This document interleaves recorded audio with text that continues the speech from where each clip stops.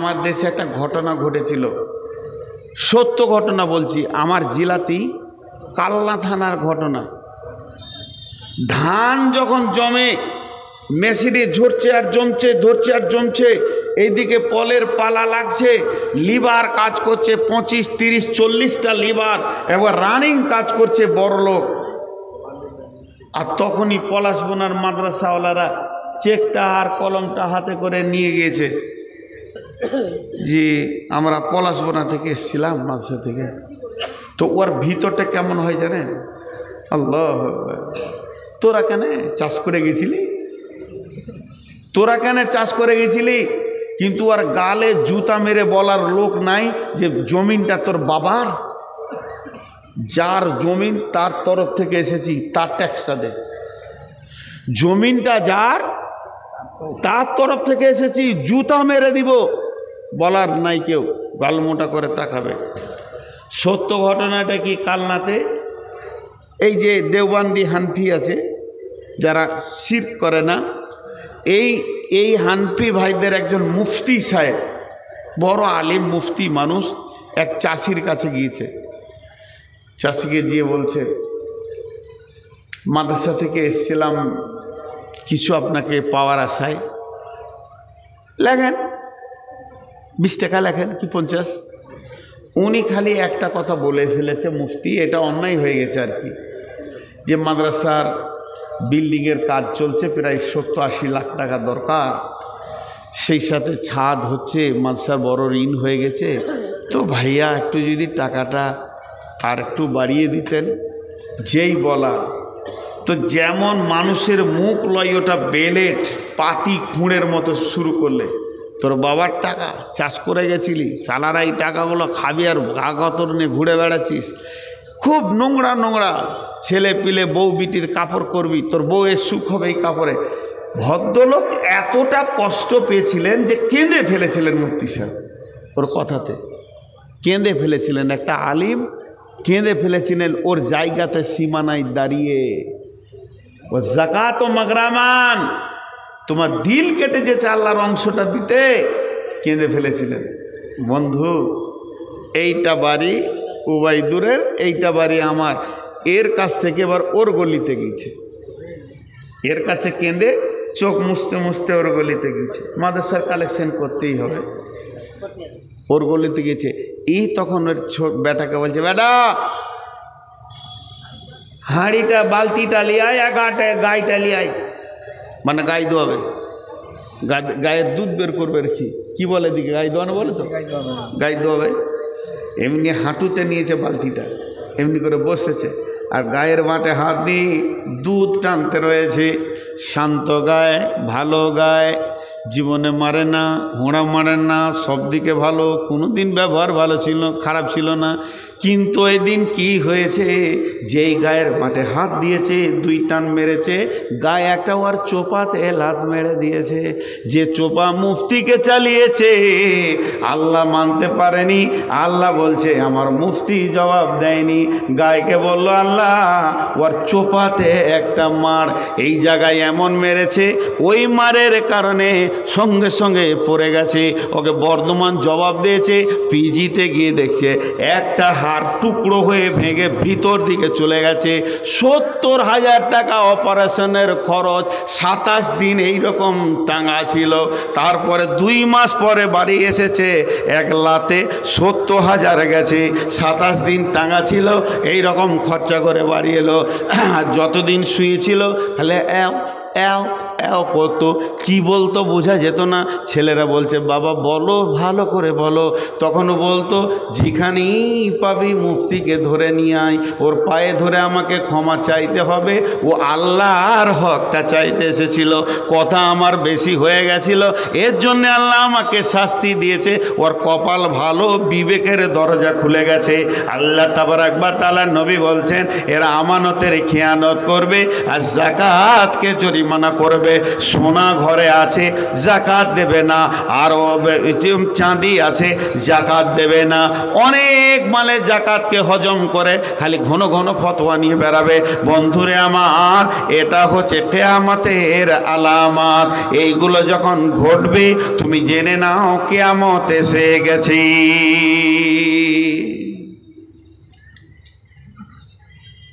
জনসাধারণের মানলে তারা খাবে, আমানতের খেয়ানতি চলবে, জাকাতকে জরিমানা করে।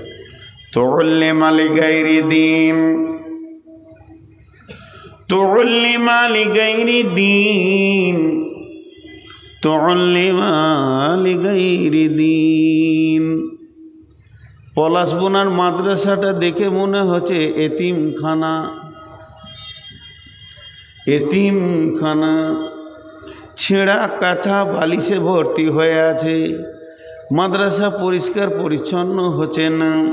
অত পরিমাণ টাকা নাই যে প্রতি বছর কমিটি এটাকে রং করবে, মার্বেল করবে। চলে যান একটা মিশন গাজলে চলে যান, কিংবা চলে যান মালদাতে যে মিশনগুলো হচ্ছে, 3 দিন জন্ম নেয়নি তত্তর করে 27 তলা হচ্ছে, সুন্দর চকচক করে ফুলের বাগান বানিয়ে দিছে। কার টাকা, কার টাকা, কার টাকা? এটা সরকারের লয়, আসমান থেকে নামেনি, পাবলিকের টাকা, পাবলিকের টাকা। একটা চকচকে হয়ে যাচ্ছে আর একটা হচ্ছে না। শুনলাম একটা ছেলে ক্লাস 8 না 9 পরীক্ষা দিয়েছে, মিশনে ভর্তি হবে। মিশনওয়ালা বলেছে ছেলেটা চলবে না। ছেলের বাপ বলেছে 1.5 লক্ষ টাকা আমি তোমাদেরকে ঘোষ দিচ্ছি, তাও ছেলেটা ভরে নাও। একটা ছেলেকে শুধু ভর্তি ফি দূরের কথা, 1.5 লক্ষ টাকা তলায় তলায় কমিটিকে দিচ্ছে, কমিটি ওটা ভাগ করে খাবে। কত লাভজনক ব্যবসা। অথচ মাদ্রাসায় ভর্তি করার পর 700 টাকা 1,500 টাকা ভর্তি ফি, ইলেকট্রিক নিয়ে 1,500 টাকা করেছে। তারপরও বেটার বাপ বলবে চালিয়ে লাও, বছর ফেতরা থেকে দিতে পারছি না, জায়গিরি খেয়ে পড়ছে। এদেরকে আবার যদি বোর্ডিং ফি নেওয়া হয় দিতে চাইছে না। আল্লাহর নবী বলছেন এমন একটা জামানা আসবে রে, কোরআনের শিক্ষার পেছনে মানুষের ধ্যান জ্ঞান বুদ্ধি বিবেক বলে কিছু থাকবে না। আর কোরআন বাদ দিয়ে ইংলিশ বলেন, সায়েন্স বলেন, সায়েন্স বলেন, কমার্স বলেন, ছেলেদেরকে পড়ানোর জন্যে মা বাপ ওঁত পেতে লেগে থাকবে। আপনি একটা কথা জেনেলেন, সাদা পৃথিবীর যত পড়া আছে ওই পড়াটার নাম কি? হাই স্কুলের পড়া, প্রাইমারিতে পড়া, কলেজে পড়া, বিশ্ববিদ্যালয়ে পড়া, ইউনিভার্সিটিতে পড়া, সব পড়াগুলোর এক কথাই নাম হলো জেনারেল। জেনারেল জেনারেল জেনারেল মানে হচ্ছে সাধারণ। আপনি যাবেন কাঞ্চনজঙ্ঘা ট্রেনটা যখন দাঁড়াবে জিজ্ঞেস করবেন এসি কামরা কোনটা, বলে এটা এসি 2 টায়ার, এসি 3 টায়ার, এটা হলো স্লিপার, এটা হলো রিজার্ভেশন। জেনারেল কোনটা? যখন জেনারেল দেখবেন তো দেখবেন গরু ছাগলের মতো সব ঢুকে আছে, ওইটার নাম হলো জেনারেল, ওইটা বগি জেনারেল। আর এই জেনারেল বগিতে আপনার ছেলেকে আপনি তুলছেন। জেনারেলের বাংলা হলো সাধারণ শিক্ষা, জেনারেলের বাংলা হলো সাধারণ শিক্ষা, আর অজেনারেলের মানে হলো অসাধারণ শিক্ষা। এই শিক্ষাটা মাঝরাইলও আটকাতে পারবে না, পৃথিবীতে কাজে লাগবে। মাকে কেমন করে দেখতে হয়, বাপকে কেমন করে দেখতে হয়, ভাইকে কেমন করে দেখতে হয়, নামাজ কেমন করে পড়তে হয়, রোজা কেমন করে রাখতে হয়, পৃথিবীর যত দরকার সব কাজে লেগে গেল। আজরাইল এলো, তারপরেও লেখাটা কাটা যাবে না, কবরে আপনাকে বাঁচাবে, আজাব আসতে দিবে না। সুরামল হাসরের মাঠে আপনাকে রাস্তা দেখাবে, পুলিশের রাতে পার করে জান্নাতে নিয়ে যাবে। এটা হলো অসাধারণ শিক্ষা, ওটা হলো সাধারণ শিক্ষা। কি জানি আজকের গার্জেনদের মাথায় ঢুকে গেছে ডাক্তার করব। আপনার ছেলে ডাক্তার, মরে গেলে শেষ। আপনার ছেলে উকিল, মরে গেলে শেষ। আপনার ছেলে জজ, মরে গেলে শেষ। আপনার ছেলে ইঞ্জিনিয়ার, মরে গেলে শেষ। যতগুলো ডিগ্রি কলেজ দেবে, যতগুলো ডিগ্রি বিশ্ববিদ্যালয়ে দেবে, মরে গেলে শেষ। আর সে একাই পড়বে, একাই ভোগ করবে। আর আরবি পড়াবেন, ছেলেটা মৌলানা যদি হয়ে যায়, মরে গেলে শেষ লয়, মরে গেলে আসল কার্য শুরু হয়ে গেল। এবার আপনার জানাজা পড়বে কে? বেটা জানাজা পড়বে। আব্বার জানাজা পড়বে কে? বেটা জানাজা পড়বে। মায়ের জানাজা পড়বে কে? বেটা জানাজা পড়বে। এই রকম সৌভাগ্য শিক্ষাটাকে দূরে সরিয়ে দিয়েছে। আল্লাহ নবী আফসোস করে বলছেন, কিয়ামত কখন হবে রে? যখন আমার উম্মতরা স্বামী স্ত্রীতে শুয়ে শুয়ে বলবে, বেটা হয়েছে মিশনে দিব, ডাক্তার করব, কিন্তু বলবে না একে কোরআনের হাফেজ বানাবো, মৌলানা বানাবো। জেনে নাও তাদের ধ্যান ধারণা, স্বামী স্ত্রীর ধারণা ছেলেটার ওপরে চলে যাবে জেনারেলের দিকে। অত অল্লেমাতে গাইরে দি।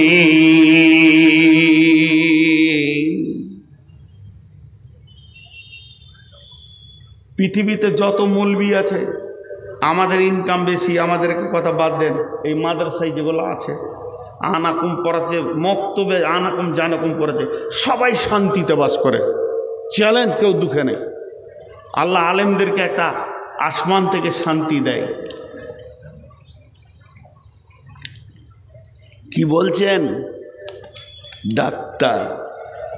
সবাই খালি ছেলে বলছে ডাক্তার করব। তা রুগী কে হবে রে বাপ? সব ডাক্তার করবে।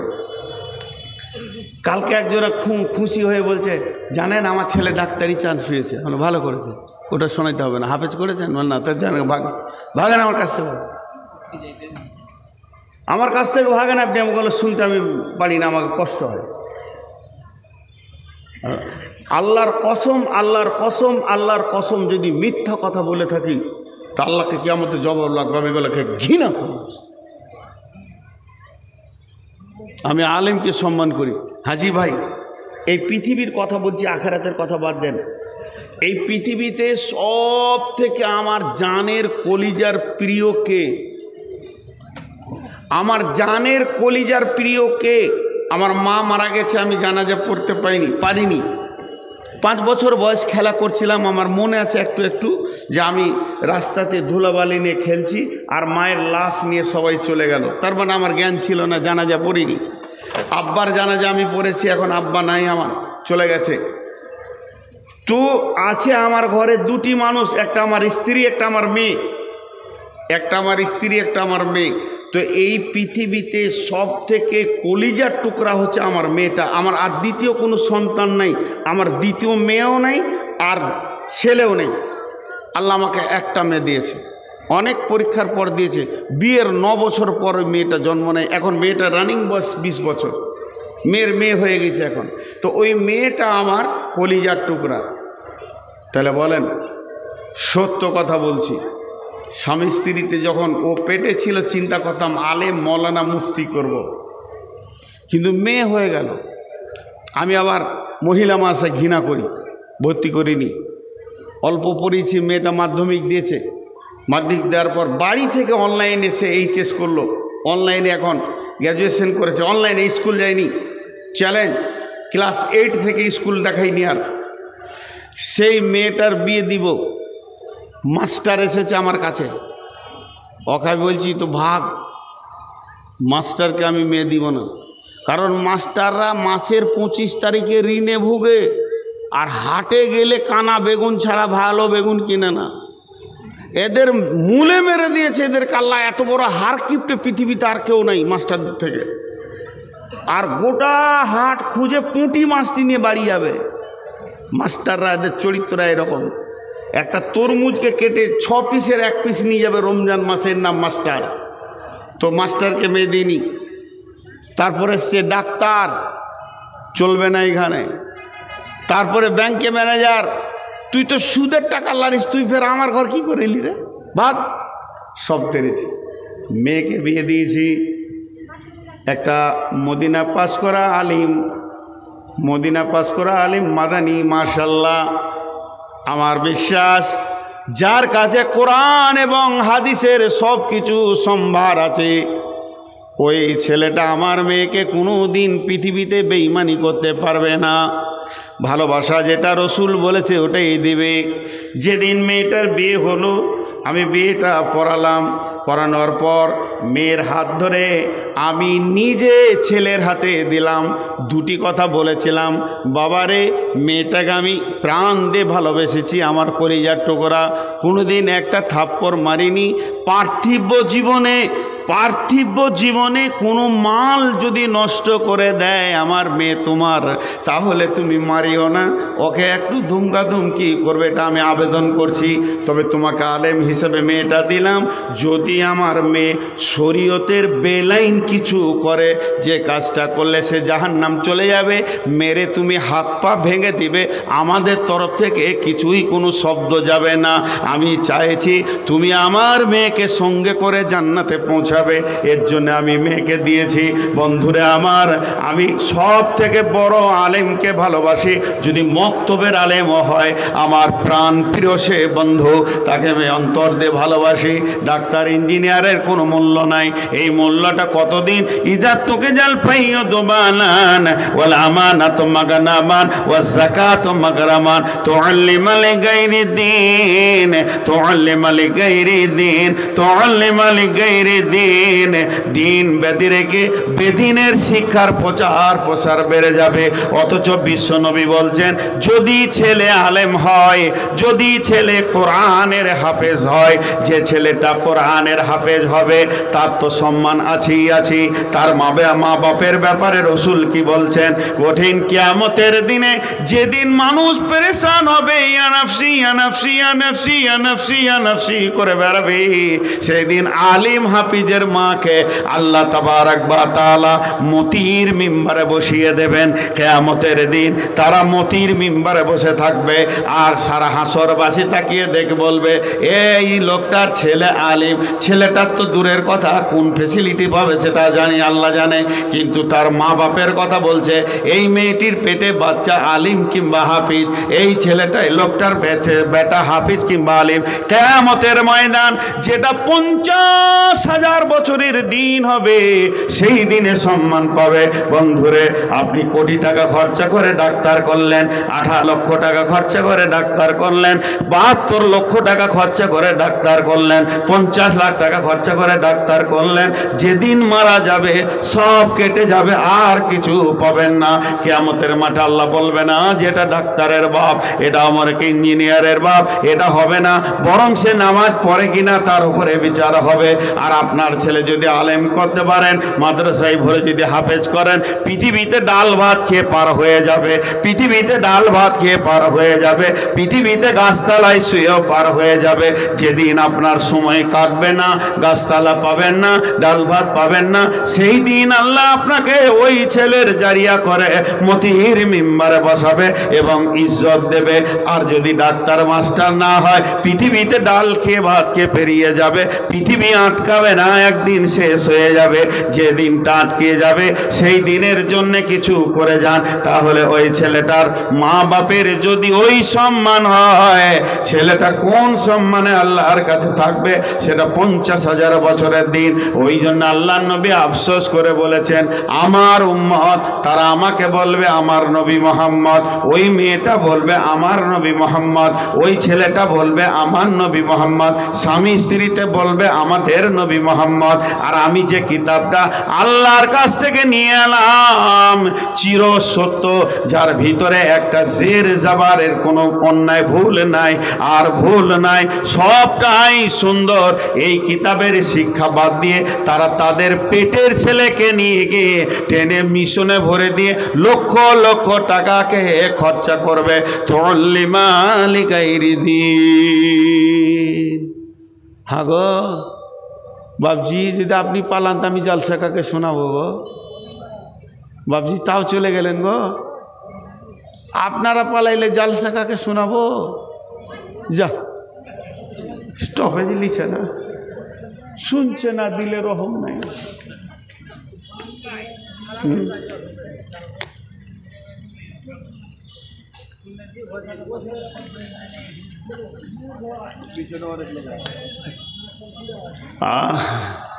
বসেন। তারপরে নবীজি বলছেন, আতার রাসূল উমরাতাহু, আতার রাজুল উমরাতাহু, আতার রাজুল উমরাতাহু মানে হচ্ছে পুরুষেরা মেয়েদের বশীভূত হয়ে যাবে, পুরুষেরা মেয়েদের পেছনে পেছনে ঘুরবে। যদি তফসিরটা বুঝতে হয় তো একবার দৌড়ে মেলাতে যান, দেখেন গা, পুরুষেরা মেয়েদের পেছনে ঘুরবে। কিন্তু উচিত ছিল মেয়েরা পুরুষের পেছনে ঘুরবে, তার একটা স্থান দরকার, তার একটা ছায়া দরকার, তার একটা গাছের ছায়া দরকার। এই জন্য পুরুষকে পাত্র বলা হয়। পাত্র মানে স্থান, পাত্র মানে থান, সেখানে তোমাকে পাত্রী দেয়া হবে। মেয়েরা হবে আশ্রিতা, মেয়েদেরকে বলা হবে আশ্রিতা, এরা আশ্রয় নেবে। আর পুরুষ হবে আশ্রয় দাতা। অতএব পুরুষ তো পুরুষই, পুরুষ তো পুরুষই, সে পুরুষ হয়ে থাকবে, মেয়ে এসে তার কাছে স্থান নেবে। তা না হয়ে এখন হয়ে গেছে কি, আল্লাহর নবী বলে দিয়েছেন জেনা বেড়ে যাবে, ব্যভিচার বেড়ে যাবে।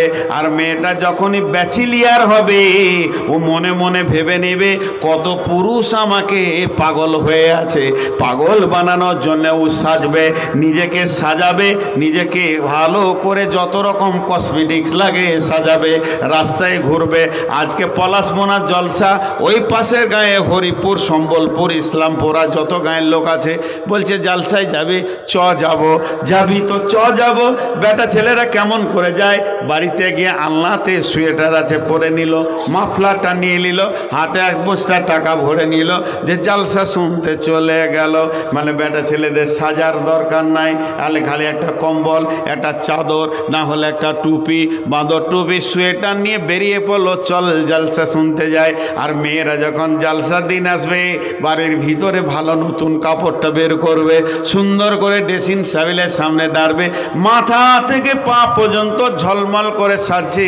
তার কারণ কি, ও জানছে আজকে আমাকে দেখার মতো বহু পুরুষ ঘুরবে, তাহলে তো আমাকে সেই রকম মানের মানাতে হবে। তার মানে পরের জন্যে নিজের ঘরের টাকা খরচা করে জালসায় আসবে, আর জালসার নাম করে ওই মেলাতে দোকানে ঘুর ঘুর ঘুর ঘুর ঘুর ঘুর ঘুর ঘুর ঘুর ঘুর আনন্দ করবে।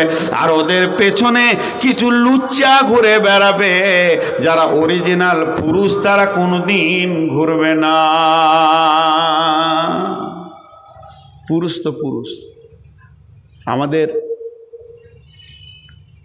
ইউপির ঘটনা, সম্ভব ইউপির একটা ছেলে এপারসিএস চান্স পেয়েছে, মানে দিল্লি থেকে সে এমবিবিএস ডাক্তার হয়ে ইংল্যান্ডে পড়তে গিয়েছে, এপারসিএস পড়বে, ওখানে বড় সার্জেন হবে।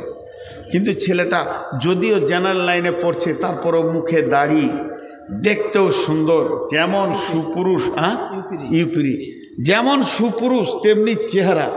আর পড়াশোনা মানে কি, ও ভার্সিটির ফার্স্ট, কিন্তু দেখে চেহারাতে মৌলানা মৌলবীদের মতো, পোশাক আশাক সব কিছু মৌলবীদের মতো, কিন্তু মৌলবী লাইনে পড়েনি, কনসেপ্ট একটু পড়তে জানে, চেহারাতে মৌলবীর মতো। আর ওই ভার্সিটি যেখানে ইংল্যান্ডে পড়ছে, একটা মেয়ে তরুণ যুবতী, একের সময় মেয়েদের একটা প্রেড যায়, আবার উড়িয়ে যাবে, তারপর আর একটা ব্যাচ উঠবে, এটা মেয়েদের ব্যাচ উঠে, ওরা খবর রাখে কত নম্বর ব্যাচ চলছে এখন, আর কত নম্বরটা বুড়ি হলো। তো ওই কলেজে একটা মেয়ে আছে, যে মেয়েটা ওরা দাবি করে অল ইংল্যান্ডের মধ্যে সুন্দরী, ওরা দাবি করে গঠনে, চেহারাতে। আর কলেজের ছাত্র থেকে স্যার থেকে এমন কেউ নাই যে ওদিকে তাকায় না, প্রস্তাব দেয় না, টন কাটে না, আরও নোংরা কথা। কিন্তু মেয়েটা ভালো, মেয়েটার আমি বদনাম করব না, যা খবর শুনেছি মেয়েটা ভালো। কিন্তু এই যে ছেলেটা ফার্স্ট ক্লাস ফার্স্ট, এর তো রেজাল্ট সবাই জানে, একে নিয়ে তো সবাই আনন্দ করে, শিক্ষকরা, যে এটা আমাদের গর্ব, ইন্ডিয়া থেকে এসেছে, ভালো ছেলে। এ কোনো দিন তাকায় না। মেয়েটা মনে মনে ভাবে, কি ব্যাপার রে, সারা আমাকে নিয়ে সবাই পাগল, আর ই তাকাবে না, মানে একবার কোনো দিন কথাও বলছে না। ওর পেছনে পেছনে ঘুরে, মেয়ের পেছনে সবাই ঘুরে, কিন্তু মেয়েটা ওইটার পেছনে ঘুরে, যেটা আল্লাহর নবী বলেছেন, আতার রাসূল ইমরাতুহু, মেয়েদের পেছনে পুরুষ ঘুরবে, কিন্তু এই অরিজিনালটা দেখিয়ে দিল না, আসলে তা তো নয়। হওয়ার দরকার ছিল পুরুষের পেছনে মেয়ে ঘুরবে, ওই মেয়েটা ওর পেছনে পড়ে গেল। ভাই কথা বলতে পারে কি? ওর দিকে তাকায় না, কি বলছো বলো, এটা কি ওটা কি, সাবজেক্টের 5টা কথা শুধায় যাতে করে অন্য কথা প্রস্তাব করবে, সব বলে দেয়, বলে তুমি এখান থেকে যাও, আমি মহিলা দেখি না, মহিলার দিকে আমি তাকাই না। মেয়েটারও অবাক হয়ে গেল, মেয়েটার মনে দৃঢ় বিশ্বাস হয়ে গেল এই ছেলেটা যার স্বামী হবে স্ত্রী ছাড়া পৃথিবীর দ্বিতীয় কোনো মেয়েকে দেখবে না, স্ত্রী ছাড়া দ্বিতীয় কোনো মেয়েকে দেখবে না। স্বামী করতে গেলে একই করতে হবে। বাপ মাকে প্রস্তাব দিল, এমন একটা ছেলে আমাদের দেশে এসেছে যে ছেলেটা পৃথিবীর কোনো মেয়েকে দেখে না, ইভেন আমার মতো মেয়েটা সুন্দরী তাও তাকায় না। আমি তার কাছে গেছি কিছু জানার জন্যে, আমার দিকে না তাকিয়ে বলে দিয়েছে, কিন্তু তাকায় না। আব্বা এটাকে প্রস্তাব দাও, ওটাকে আমাকে স্বামী বানাতেই হবে। তার মা বাপ উঠে বেড়ে লাগলো, কিন্তু ছেলে পাস করে চলে এলো, আর বিয়ে করেনি। ভাইয়েরা আমার, কথা হচ্ছে পুরুষ যদি পুরুষের মতো হয়, ডিগ্রি যদি হাসিল হয়, মেয়ে তার পায়ের তলায় এসে পড়বে। কিন্তু আজকের যুগে মা বোনেরা বুঝে না, যে ছেলেটা তোমার পেছনে ঘুরছে, ও বেটি রে, যে ছেলেটা তোমার পেছনে ঘুরছে, জেনে লাও ওই চরিত্রহীনটা আর যে 5 জনের সাথে ঘুরে না, এর কোনো গ্যারান্টি আছে?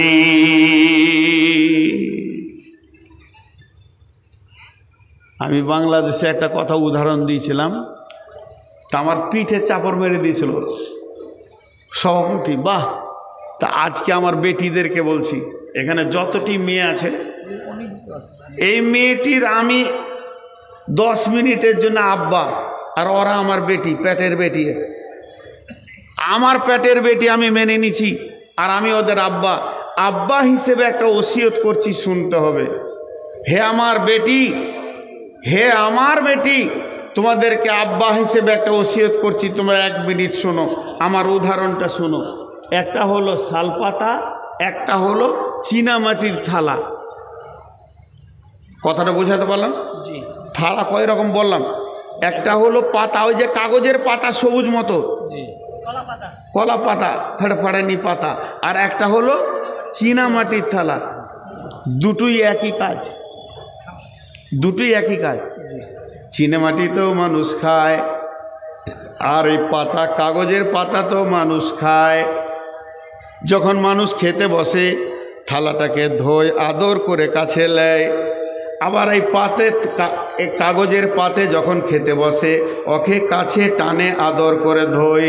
কিন্তু একটাকে খাওয়া হলে ছুঁড়ে ফেলে দেয়, আর একটাকে খাওয়া হলে সুন্দর করে সার্ফে দিয়ে ধুয়ে শোকেসে তুলে দেয়। খাওয়া হলো, খাওয়ার পরেও মন ভরে না, বালিশে শুয়ে শুয়ে ওটা দেখেও শান্তি পায়। কত ভালো থালা, কত সুন্দর থালা, তাকে শোকেসে তুলে রাখে। তেমনি একটা হলো স্ত্রী, আর একটা হলো প্রেমিকা। একটা হলো স্ত্রী, একটা হলো প্রেমিকা। স্ত্রীকেও কাছে টানে, প্রেমিকাকেও কাছে টানে। ব্যবহার স্ত্রীকেও করে, প্রেমিকাকেও করে। প্রেমিকাকে ব্যবহার হলে ছুঁড়ে ফেলে দেয়, আর বিবিকে ব্যবহার হলে গোসল করে কাছে টেনে নেয়। বিবি চোখের সামনে থাকবে, স্বামীর কলিজা ঠান্ডা হবে, জানটা ভরে যাবে। শুধু ব্যবহার করা নয়, চোখের সামনে ঘুরলেও স্বামীর কলিজাটা ঠান্ডা হয়। এর নাম হলো বিবি। বিবি হও, প্রেমিকা হয়েও না। একবার চেটে নিবে, তোমাকে জীবনের মতো ছুঁড়ে ফেলে দিবে।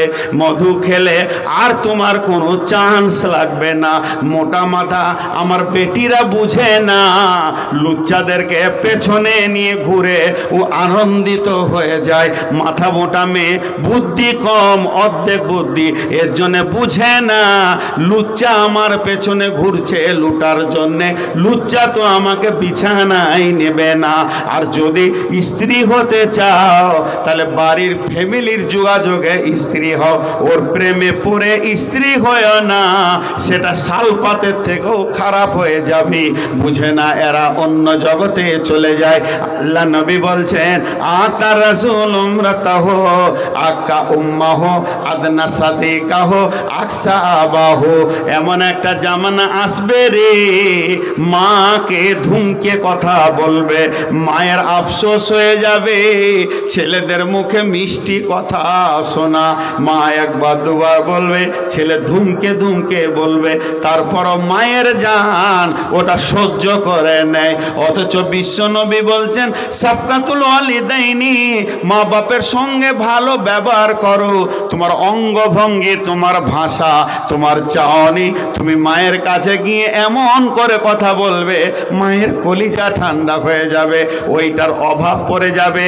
কিয়ামতের আগে মাগুলোকে ধুমকে কথা বলবে, বাপকে রাখালের মতো বলবে, ঝেড়কে কথা বলবে, বাপের উঁচু করে কথা বলার বেটার উপরে সাহস হবে না।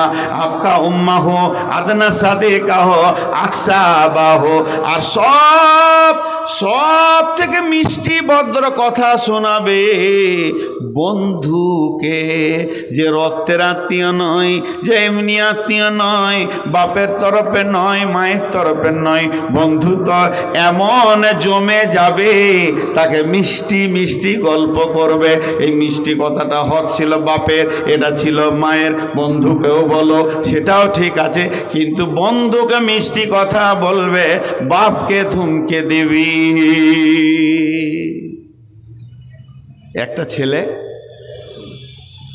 ওর বন্ধুকে বলছে, সময় শেষ হয়ে গেছে, মানি ঢেলে দেবো মাথায়, হয়তো অনেক সময় আছে। এখানে 3টে বিল্ডিং ধরেছি, ওই রকম কোনো হাদিসে পেছি না যে 3টে বিল্ডিং বলে একটাও হাদিসে, আর কোরআনের আয়াত না। হাগো 3টে বিল্ডিং বলে হাদিস আছে, খেপালো। আপনারা বক্তা চয়েস করতে পারেননি, খেপাটাকে বক্তা করে দিয়েছে। এবার একটা মজার কথা শুনাই। দুই বন্ধুতে যুক্তি করেছে আজকে গাজল যাব সার্কেস দেখতে। যা, বড় ভাই রেগে উঠে গেল নাকি? আচ্ছা ঠিক আছে। দুই বন্ধুতে যুক্তি করেছে, এক বন্ধুর বাড়ি ধরেন এই পাশের গাঁ, আর ইয়ার বাড়ি এই ভিটা পলাশবোনা। দুই বন্ধুতে যুক্তি করেছে আজকে গাজল যাব, ভালো সার্কেস এসছে সার্কেস দেখতে। কটায় যাবি? বলে ঠিক এশার নামাজ পড়ে বের হব, রাত 9টার সার্কেসের শোটা ধরবো, রাতে রাতে আবার ঘর চলে আসবো। বুড়া বাপ শীতের সময় বাড়ির দরজার পাশে চুপ করে বসে আছে। বাপের বয়স 80 পেরিয়ে গেছে, 90-এর কাছাকাছি, চোখে কম দেখে, লাঠিটা হাতে আছে, একটা পান চাবাইছে। আর ছোট বেটা জমিরুল বাড়ি থেকে হুন্ডাটাকে বের করছে, মোটরসাইকেলটা খাড়াক করে গেটে লেগেছে। তো বাপ বলছে, কে রে? জমিরুল নাকি রে? জমিরুল কি হলো? ধমকি দিলে বাবা, কি হলো তোমার? কোথায় যাবি রে বাবা, রাতে রাত হয়ে গেছে, সব বলতে হবে নাকি তোমার কাজ? বলে ভ্যান ভ্যান করে বকা ছেলে, যেখানে যাবো খালি এরকম করে কথা বলে, কোনো হুঁশ নেই। যাও ঘর দে, যাও ঘরে সব। গাড়ি কিক করে নিল, বন্ধুকে চাপিয়ে নিল। বন্ধুর ঘরের দরজায় এসে বলছে, শফিক শফিক আছিস? বলাই চাপ। মিষ্টি করে বলছে, কি খাবি বল? কুমারগঞ্জে বলছে, চ্যাংচা খাবি না চমচম খাবি, কি খাবি বল? একটা পানি খেয়ে লি দে, তারপরে যাব। বন্ধু বলছে, ছাড়, গাজলেই গিয়ে খাবো, ওখানে মিষ্টি ভালো আছে। কত মিষ্টি কথা, কত মধুর কথা বন্ধুর সঙ্গে চলছে। গিয়ে গাঁওয়ে সার্কেসে ঢুকে পড়লো। আর সার্কেসে ঢুকে পড়ার পর সমস্ত শো দেখতে দেখতে 11টা হয়ে গেছে। রাত 11টায় শো ভাঙলো। এবার গাড়িটা নিল, গ্যারেজ থেকে গাড়ি নিয়ে বন্ধুতে আবার কোনো ডিম টোস্ট টোস্ট টোস্ট খেয়ে দুজন আনন্দ, মিষ্টি মিষ্টি কথা। মনে হচ্ছে না যে ছেলেটা রাগাল। এবার মোটরসাইকেল নিয়ে এলো, বন্ধুকে নামিয়ে দিল একদম ওর পূর্ব পাড়াতে। এবার ও যাচ্ছে উত্তর পাড়াতে, নামিয়ে দে। এবার একাই গিয়ে ঘরে ঢুকবে। বাড়ি শুনশান, পাড়া শুনশান, কটা শিয়াল ধরে বেড়াচ্ছে। গভীর রাত হয়ে গেছে বাড়িতে, কিন্তু একটা মহিলা এখনো বিছানা ঘুমায় না, তারই নাম মা। মা বসেছে বারান্দায়। ছেলেটা গেল, কখন আসবে? ছেলেটা কখন আসবে? এদিকে ওদিকে শিয়াল ঘুরছে। কি হলো? এমন সময় ঘুর ঘুর ঘুর ঘুর ঘুর করে গাড়িটা ঢুকলো, মা উঠতে পারছে না, বুড়ি মানুষ দেয়াল ধরে উঠে বলছে, বেটা এলি রে। যেই বলেছে বেটা এলি রে, মারলো জোরে একটা ধুমকি, এমন হুমকি দিল, তোর ঘুম নাই, তোকে দেখে আমার কলিজা জ্বলে গেছে, খালি রাত জাগা, আমি কি ছোট আছে নাকি তোর তোকে জাগতে হবে, ঘুমা কাকগে।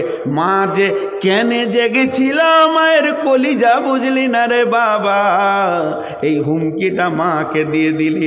এবার চারিদিকে তাকিয়ে দেখছে বউটা তো নাই, বউ দুতলায় শুয়ে আছে, কারো অপেক্ষা করে না। টিভি সিডি চালিয়ে দিয়েছিল, সিডিতে প্রোগ্রাম দেখছিল, দেখতে দেখতে উবুর হয়ে পড়ে আছে, সিডি লাফালাফি করছে, ওর আর হুঁশ নেই। এবার বন্ধু উঠেছে দুতলায়, উঠার পর দেখছে বউকে উঠাতে হবে, একটু পায়ে সুসুরি দিল, উঠেই রেগে গিয়ে, হ্যাঁ তুমি কালি আমাকে কোথায় যাও। তার বউ ধুমকি মারছে উল্টা, আরও এমনি করে পাটা ধরে বলছে, রাগ করো না, রাগ করো না, রাগ করো না, রাগ করো না, রাগ করো না। বউকে আনন্দ দিছে। আল্লাহ রসুল এটাই বলেছে, মাকে ধুমকে কথা বলবে, মেয়েদের বশীভূত হয়ে চলবে, বাপকে ঝিরকে কথা বলবে, বন্ধুকে মিষ্টি মিষ্টি কথা বলবে। আর তার রাজুল উমরাতাহু আক্কা উম্মাহু আদনা সাদিকাহু আকসাবাহু জাহারাতিল আসওয়াতু ফিল মাসাজিদে। কিয়ামত আর কত দূরে আছে বন্ধুরে, আপনি বুঝলেন? আল্লাহর নবী বলছেন, মসজিদে জোরে জোরে দুনিয়ার কথা আলোচনা করবি। আপনাদের গায়ে মসজিদে জোরে জোরে দুনিয়ার কথা আলোচনা হয়? আপনাদের গায়েও হয়? হ্যাঁ, যদি ওকে গিয়ে বলা হয়, হাজি এটা যে মসজিদ, এটা মসজিদ, জোরে কথা বলা যাবে না, ফেরেশতা আছে, আল্লাহর ঘর, আল্লাহর অফিস, ও আপনাকে সুজা করে ফতোয়া দিয়ে দিবে। দুনিয়া করাটাও ইবাদত, দুনিয়া করা ইবাদত। আমি যদি হাল চাষ নাগল জমি জায়গা করছি বলে ইবাদত, ছেলেবেলেকে খাওয়াবো, এক লোকমা খাবার মুখে তুলে দেওয়া সাদকা, তা মসজিদে ইবাদতের কথা বললাম, তা কি হলো? ব্যবসা করা হালাল, হালাল রুচি উপার্জন করা হালাল, আবার ফরজ, কোরআনের হুকুম, তো এটা মসজিদে আলোচনা করলাম, তো কি হলো? হাজি ভাই, যে কাজটা যেখানে সেইখানে করতে হবে, মসজিদে গেলে আলোচনা করা যাবে না, ও মানবে না, করবে। তো স্বামী স্ত্রীতে যে রাতটা ইবাদত, স্বামী স্ত্রীতে যে রাতে মহব্বতের সঙ্গে থাকবে, তারা আনন্দ উৎসব করবে, সব করবে, গোটা রাত ইবাদতের নেকি পাবে। তাহলে বিবি নিয়ে মসজিদ চলে যেতে হবে ইবাদত করতে? হ্যাঁ, বিবি নিয়ে মসজিদে যে ইবাদত করতে হবে? স্বামী স্ত্রী মহব্বত করাও তো ইবাদত, পেশাব করাও ইবাদত, দোয়া করে পায়খানা করলো নাকি পাওয়া যায় দোয়া পরে, তাহলে মসজিদে পায়খানা করতে যাই ইবাদত করতেছি? ভাইরা আমার, মসজিদে জোরে জোরে দুনিয়ার কথা বলবে। এরপর এটা শুনলে আপনাদের গাটা চলে যাবে, কিন্তু আমি বলবো এটা মেনে নিতে পারবেন না, অনেক কষ্ট হবে, তারপরেও আমি বলবো। আতার রাজুল উমরাতাহু আক্কা উম্মাহু আদনা সাদিকাহু আকসা আবাহু জাহারাতিল আসওয়াতু মাসাজিদি সাদাল কাবিলাতা ফাসিকুহুম সাদাল কাবিলাতা ফাসিকুহুম সাদাল কাবিলাতা ফাসিকুহুম। গায়ের নেতা হবে, পাড়ার নেতা হবে, পাড়ার মেম্বার হবে, চরিত্রহীন লোকেরা, লোকের বিচার করে বেড়াবে, ওর বিচারটাকে করবে দেখার নাই। কিন্তু যত চরিত্রহীন লুচ্চা লাফাঙ্গাররা বিচারক হবে, গায়ের নেতৃত্ব দেবে, চরিত্রহীন ভালো ইমানদার পরেজগার লোক গায়ের নেতৃত্ব দেবে না। হ্যাঁ, চলছে না? তাই বলো। হ্যাঁ, এটা আস্তে করে বলছে কেন, জোরে বলেন। জি চলছে, চলছে এটা। হ্যাঁ, মানে যদি একটা ছোট ছেলে ভুল করে ছাগল চুরি করতে যে ধরা পড়ে গেছে, তারপর ছাগলটা সেই গায়ে অনেক অসুখ, দৌড়ে পালাতে পারেনি, বিক্রি করলে হয়তো 50 টাকা বিক্রি হবে, ধরা পড়ে গেছে, পোলে বেঁধে ওকে মারছে, প্রধান এসে ওর গালে চড় দিয়ে বলছে, চুরি করতে গেলি তোর যদি অভাব আছে, তোর মা নাই বাপ এক, তোর মা আছে বাপ নাই, তোদের খাবার জুটছে না, তা আমাকে বললি না 20 কেজি গম দিতাম, তোকে 50 কেজি চাল দিয়ে দিতাম, তোকে চুরি করতে হতো না, কেন চুরি করতে গেলি? প্রধান দুচ্চর মারলে। সব লোক বলছে কত ভালো লোক, দেখ দেখিন প্রধান কত ভালো লোক। আসলে প্রধান বিড়বিড় করে বললে, রে খাবা সামান্য একটা ছাগল চুরি করতে গিয়ে ধরা পড়ে গেলি রে বাপ, আমি 7200 কুইন্টল বিপিএলের চাল চুরি করেছি, ধরা পড়িনি। বড় চোর ছোট চোরের বিচার করছি, এর জন্য আফসোস করছে। তুই জীবনেও প্রধান হতে পারবি না যতদিন বড় বড় চুরি না করবি। প্রধান কি করে হবে? ছাগল চুরিতেই তুই ফেল করে গেলি রে বাপ, এ করে কি করে করবি? আল্লাহ নবী বলছেন, সাদাল কাবিলা ফাসে কুহুম জাইমাল কামে আরজুলুহুম ওয়া উকরিমা রাজুল মাখাফাতা সাররিহি। যারা নেতা হবে, দরখাস্ত লেখা তো দূরের কথা, নিজের নামটাও সই করতে পারবে না। এত মূর্খ রাখালরা গায়ের নেতা হবে, ওর নিজের নাম দূরের কথা, যদি বলা হয় তোর বাপের নামটা লেখ, হারামখোর বাপের নামও লিখতে পারবে না। এ হবে গায়ের নেতা। এদের চরিত্র এত নোংরা হবে, আল্লাহ তাবারাক ওয়া তাআলা রসুল বলছেন, ওদিকে আবার সবাই সালাম দিবে। রাস্তায় পেরিয়ে গেলে, বড় ভাই কেমন আছো, ছোট ভাই কেমন আছো, কোথায় যাচ্ছ, বিনা কারণে কথা বলবে।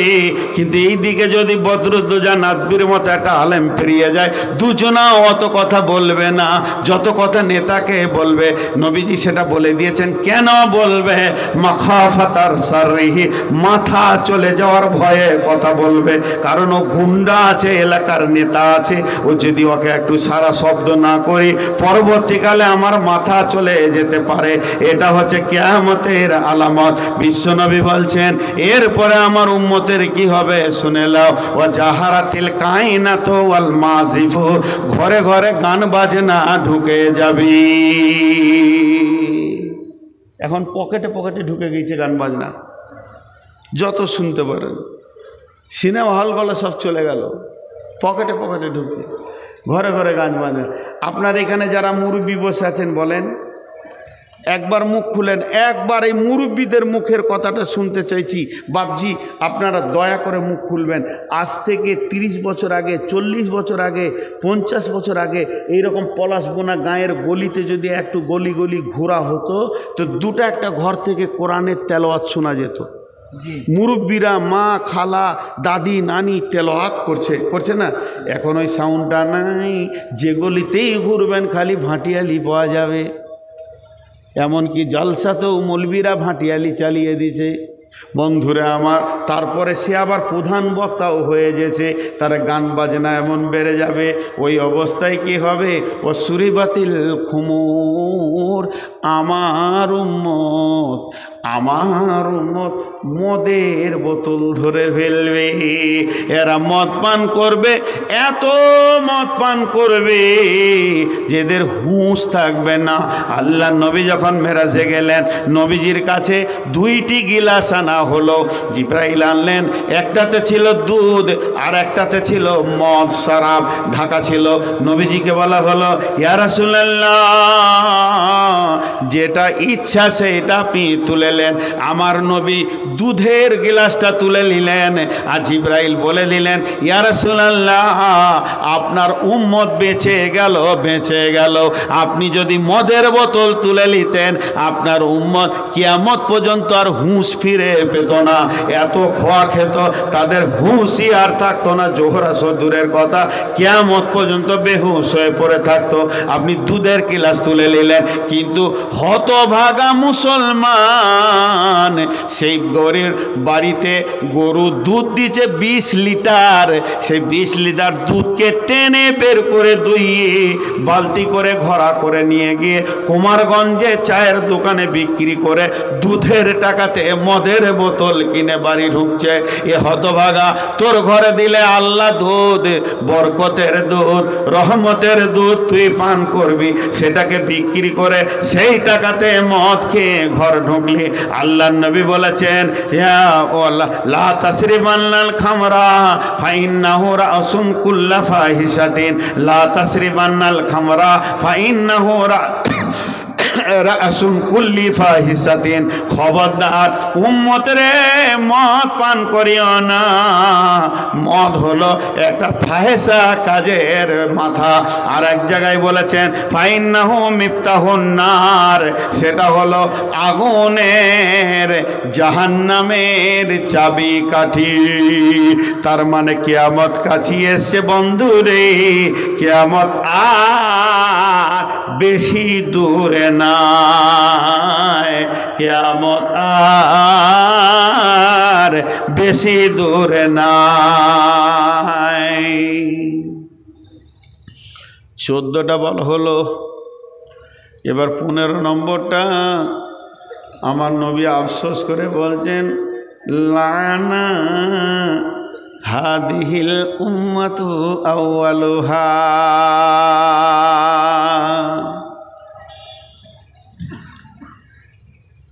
আগেকার লোকেরা সাদা সিধে ছিল, বুদ্ধি কম ছিল, মোটা হুঁশ ছিল, জ্ঞান গরিমা কম ছিল। আমার কথাটা শুনলেন? আমার কথাটা শুনলেন? যা খেয়াল করে শুনিনি। আরেকবার বলছি, যদি ঠিক বলি তো বলবেন ঠিক, আর যদি ভুল বলি তো বলবেন ভুল। বহু প্রাচীন যুগের লোকেরা তাদের বুদ্ধি কম ছিল, মাথা মোটা ছিল, হুঁশ কম ছিল, সাদা বাটা লোক ছিল। ঠিক না ভুল? কথা বলে না এতগুলি লোক। আর একবার বলছি ঠিক বুঝার জন্যে, কথাটার খুব গুরুত্ব আছে। বহু প্রাচীন যুগের লোকরা সাদা বাটা ছিল, হুঁশ কম ছিল, বুদ্ধি কম ছিল, সাদা সিধে ছিল। ঠিক না ভুল? এইটাই নবীজি বলছেন আমার উম্মত আগেকার উম্মতদেরকে লানত দেবে, তাদের বুদ্ধি কম ছিল। লানা হাদিহিল উম্মাতু আউয়ালিহা, কিন্তু হিসাব করে দেখবে না পৃথিবীর প্রথম মানুষটা হলো নবী, আর আগেকার যুগে সবগুলোই নবী ছিল শেষ নবী পর্যন্ত। তাহলে তাদের বুদ্ধি কম ছিল, তারা মোটা হুঁশ ছিল, কম বুদ্ধি ছিল। আর এই যুগে সুদারু, মাতাল, চোর, লম্পট, লাফাঙ্গা, দাগাবাজ, বেঈমান, লুচ্চাতে ভর্তি হয়ে গেছে। এরাই আবার চালাক বলে নিজেকে দাবি করছে। নবীর যুগটাকে বলে দিচ্ছে মাথা মোটা বেহুঁশ, আর চোর লম্পট এরা বলছে আমরা হুঁশওয়ালা। এটা হলো কিয়ামতের সব থেকে বড় আলামত। নিজে বেঈমান থাকবে আর ইমানদারকে বেহুঁশ বলবি। আগেকার লোকেরা একটা জায়গায় ঠিক ছিল, তারা আল্লাহকে ধরে আপন করে রেখেছিল। তাদের ঈমান এত বেশি ছিল, মাটিতে সাজদা দিয়েছে, আরশকে হিলিয়ে দিয়েছে। তাদের কপালে মাটি লেগে গেছে, কাঁচা মসজিদে নামাজ পড়তে গিয়ে হাঁটুতে ধুলো লেগেছে, কিন্তু তারা আরশকে হিলিয়ে দিয়েছে। আমাদের মার্বেল পাথরের আধুনিক মাল তৈরি হচ্ছে, এসি চলছে, ফ্যান চলছে, মসজিদের ছাদের ওপরে দুয়ার খবর নাই। মা আমার, বোন আমার, খুব হুঁশিয়ার, কিয়ামত কাছিয়ে গেছে। খুব হুঁশিয়ার, কিয়ামত কাছিয়ে গেছে। ভাইরা আমার, লোক 1-2 করে উঠছে। আমি এখন আপনাদের কাছে আবেদন রাখবো, মাদ্রাসার 3টে কেনে আর 10টাই বিল্ডিং হোক আর 100টাই হোক, মাদ্রাসাকে দেনেওয়ালা আপনারা। আমি 1 মিনিট মাদ্রাসার ব্যাপারে কথা বলছি। এই মাদ্রাসার সরকার আপনারাই, আল্লাহ তো সবই চালাচ্ছেন, শুধু জারিয়া আপনারা, মা বোন যত আছেন। এই পলাশবোনার কমিটি আমাকে ভালোবাসে, আমি জানি, এদেরকেও আমি ভালোবাসি। এখানে জালসা করে আমি তৃপ্তি পাই, এখানকার কমিটির ব্যবহারেও আমি তৃপ্তি পাই, ভালো লাগে। বিধায় আপনাদেরকে একটা কথা বলছি, এই মাদ্রাসার সত্যিকারে পড়াশোনা হয়, ছেলেপিলেদের আদব কায়দা থেকে যেটা পাই, যখনই আসি এখানকার ওস্তাদদের ব্যবহার এবং সব কিছুই ভালো লাগে। বিধায় আপনাদেরকে বলছি, আপনারা একবার সুন্দর করে হাত ঝাড়া দেবেন। আমি খালি এই কথা কটাকে গুটিয়ে দিই, একবার গুটিয়ে দিই। আজকের বক্তব্য কিয়ামতের আলামত, কিয়ামত নাই। কিয়ামত মানে তো শুরু হবে, এটাই। আল্লাহ নবী বললেন, এই কিয়ামতের আলামতগুলো কেন বললেন? একটু আগে আমি উদাহরণ দিয়েছি, যে উবাইদুর রহমান মুনাফিক আমি জানবো। কেন জানবো? লোককে বলার জন্যে নয়, বরং আমি ওর থেকে বেঁচে থাকবো এর জন্যে জানবো। তো কিয়ামতের আলামতগুলো কেন নবীজি বললেন? কিয়ামতের আলামতগুলো বললেন এই জন্যে, যখন এই জিনিসগুলো তুমি পৃথিবীতে দেখবি, তার মানে তুমি জেনে নাও কিয়ামত কাছিয়ে গেছে। আর তখনই তোমাকে করতে হবে কি? আখেরাতের সঞ্চয় শুরু করে দিতে হবে। তুমি নিজের ব্যাগ গোটাও, নামাজ রোজা ঠিক আছে কিনা, হজ যাকাত জমি জায়গা আমি অন্যায় কিছু করিনি, আর যেগুলো দান খয়রাত এগুলো তুমি রেডি হয়ে যাও। তার মানে মাল চলে এসেছে। যখন মাইকে এলান করে দেয়া হবে, যখন মালদা টাউনে এলান করবে যে 2 নম্বরে ঢুকছে শতাব্দী, কিংবা 2 নম্বরে কামরূপ ঢুকছে, তার মানে প্যাসেঞ্জাররা রেডি হয়ে যায়।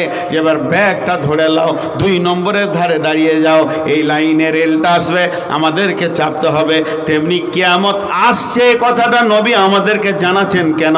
জানার জন্যে জানায়নি, আমরা জানবো এর জন্যে জানায়নি, মানার জন্যে জানাচ্ছে। এর জন্যে কিয়ামতের আগে যে মালগুলো নিতে হবে, তৈরি হতে হবে, সকলেই যেন তৈরি হয়ে যায়। ওই পারে আপনাকে মাল লাগবে।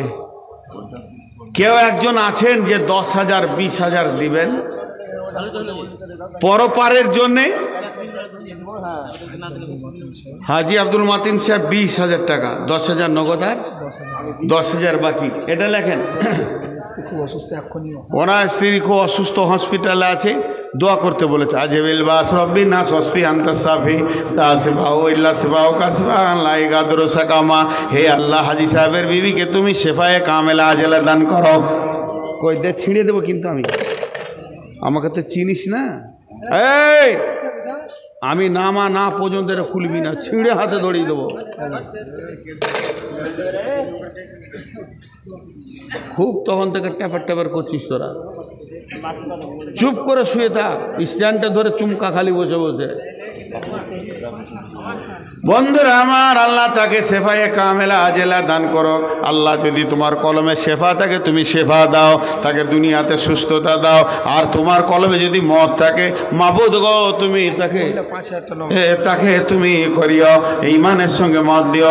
একজন মহিলা 5,000 টাকা দান করেছেন, হ্যাঁ, স্বামীর জন্য দান করেছেন। আহা, পৃথিবীর সেরা নিয়ামত বিবি, সেরা নিয়ামত হলো স্বামী। এই না স্বামী বিবির মোহাম্মত, আহারে বাহারে স্বামী দুনিয়াতে থেকে চলে গেল, এমন ওই স্ত্রী সে রেখে গেল যে স্ত্রী তার জন্য 5,000 টাকা দান করেছে। মাবুদ গো, দানকে কবুল করো, তাকে তুমি ক্ষমা করো। আর সর্বোপরি জান্নাতে 2 জনকে আবার একটা জায়গায় দিও। পৃথিবীতে মত আছে তাই স্বামীকে ছেড়ে দিতে হয়েছে, জান্নাতে তো আর মত নাই। জান্নাতে স্বামী স্ত্রী 2 জনকে জওয়ান বানিয়ে তুমি একই খাটে রেখে দিও। পৃথিবীর দুঃখগুলো যেন সেদিন ভুলে যায়। মাবুদ তুমি ক্ষমা করো, মাফ করো, দয়া করো। আর কেউ আছেন আল্লাহর বান্দা, কঠিন কিয়ামত হওয়ার আগে কিয়ামতের সম্পদগুলো তৈরি করে নেবেন, মাল জমা করে নেবেন? কোন আল্লাহর বান্দা আছেন একটা 20,000 10,000 দেনেওয়ালা? আল্লাহর জন্য দেবেন, আল্লাহ তাবারক ওয়া তাআলা আপনার দানকে কবুল করবে। কারণ যেদিন আপনি কিয়ামতের যাবেন সেই দিন আপনার মাল নিয়ে যাওয়া ক্ষমতা হবে না। আল্লাহ নবী বলছেন, ইত্তেবাউল মাইয়াতা সালাসাতুন ফায়ারজিআন ইসনানি ওয়া ইয়াবকা মা হু ওয়াহিদুন ইত্তেবাউ আহলুহু মালুহু ওয়ালাদুহু ফায়ারজিআন ইসনানি আহলুহু মালুহু ওয়া ইয়াবকা মা হু আমালুহু। ওর সঙ্গে 3টে জিনিস যাবে। যখন মানুষ মরে যায় সঙ্গে 3টে জিনিস যায়, আহাল যায়, মাল যায়, আর যায় তার সম্পদ। কিন্তু যেদিন আহাল, মাল আর আমল যখন মানুষকে দাফন করে দেয়া হয়, কবরের ভিতরে 2টি জিনিস ঢুকে যায়, আহাল যায় না, মাল যায় না, আমল ঢুকে যায়। আর 2টি জিনিস কবর থেকে ফেরত আসে, একটা জিনিস কবরের ভিতরে ঢুকে যায়, সেটা হলো তার আমল। বন্ধুরা আমার, পৃথিবীতে জমি জায়গা ঘর বাড়ি এগুলো ফারাজ হবে, এগুলো ভাগ হবে, বন্টন হবে। ধন ধন করিও না, এ ধন উপার্জন, মরিলে তোমার ধন হইবে বন্টন। ধন ধন করিও না, ধন উপার্জন, মরিলে তোমার ধন হইবে বন্টন। ধন ধন করিও না, ধনের বাহার, অপরে তোমার মালে উড়াবে বাহার। বাপ মায়ের তনে কেরালা থেকে 500 টাকা দান, এই দানকে গ্রহণ করো, তুমি মেহেরবান। দানকে বলা তুমি করিও কবুল, মাফ করে দিও তুমি জীবনেরই ভুল, পার করে দিও তুমি পুলসিরাতের ভুল। আমিন।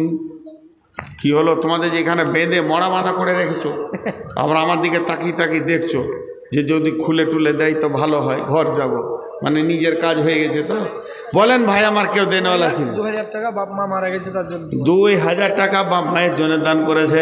এ আল্লাহ, এই 2000 টাকা তুমি কবুল করে নাও, এদেরকে তুমি মাফ করে দাও। বাপ মাকে তুমি জান্নাতুল ফেরদাউস দান করো। শুধু বাপ মাকে দান করবে এটা নয়, সন্তান যে দান করেছে তাকেও তার বদলা দাও। এবং বাপ মাকে সন্তানের সঙ্গে কিয়ামতের ময়দানে তুমি সাক্ষাৎ করিয়ে দাও। কঠিন কিয়ামতের দিন আল্লাহ এদেরকে বাপ বেটা একসঙ্গে সাক্ষাৎ করাবে। জাযাকাল্লাহ, হাইয়াকাল্লাহ, বারাকাল্লাহ, আলহামদুলিল্লাহ। বন্ধুরে, আর কেউ আছেন কি? দিয়ে যান। এ আল্লাহ, তোমার বান্দাদের দানগুলো তুমি গ্রহণ করো। যে জানিও যে দান করছে নিয়মকে পুরা করে, আয়াতে তৈবা দাও, রুজি রোজগারে বরকত দাও, হালাল উপার্জন দাও।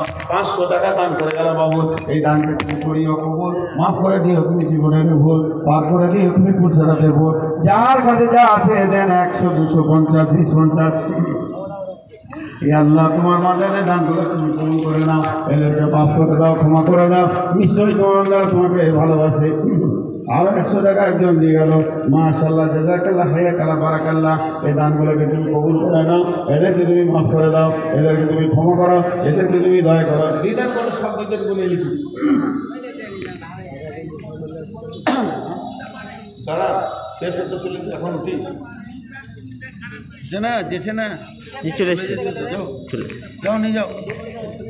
মাশাআল্লাহ, আল্লাহ তোমার আস্তে আস্তে আল্লাহ। আর কেউ আছে? যার কাছে যা আছে দেন বাবা, শেষ হয়ে গেছে। দেন 500 টাকা তোমার গ্রহণ করি, মালিক তুমি মেহেরবান। 500 টাকা আল্লাহ তুমি করে দিও কবুল, মাফ করে দিও তুমি জীবনে। টাকা দিছিল তোমরা কেন খুলতে গেলে? বাপ মায়ের নামে 500 টাকা দান করিল, এই দান কেমন টাকা দিবে না তুমি? বাপ মায়ের দুনিয়াতে বাপ মায়ের নামে দান করে গেল নিজের হাতেতে, আরো 100 টাকা বলো সকাল লাগা বাজা থালি কেন খুলতে গেলে 10 মিনিট থামতে গেলে না? কে খুলে? আমরা খুলেছি। ওই খুলে দেয়। হ্যাঁ, ওই খুলে ফেললি।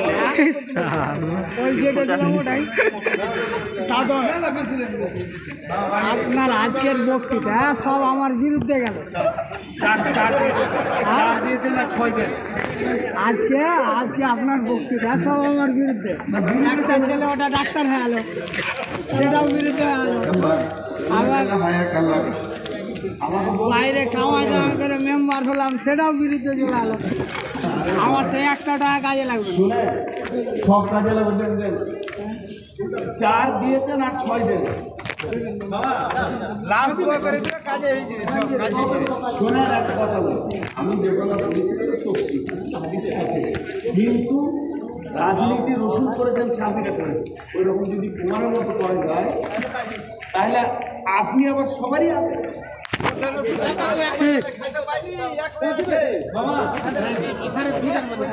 বেশি চাইনি দেন, পরে দেব।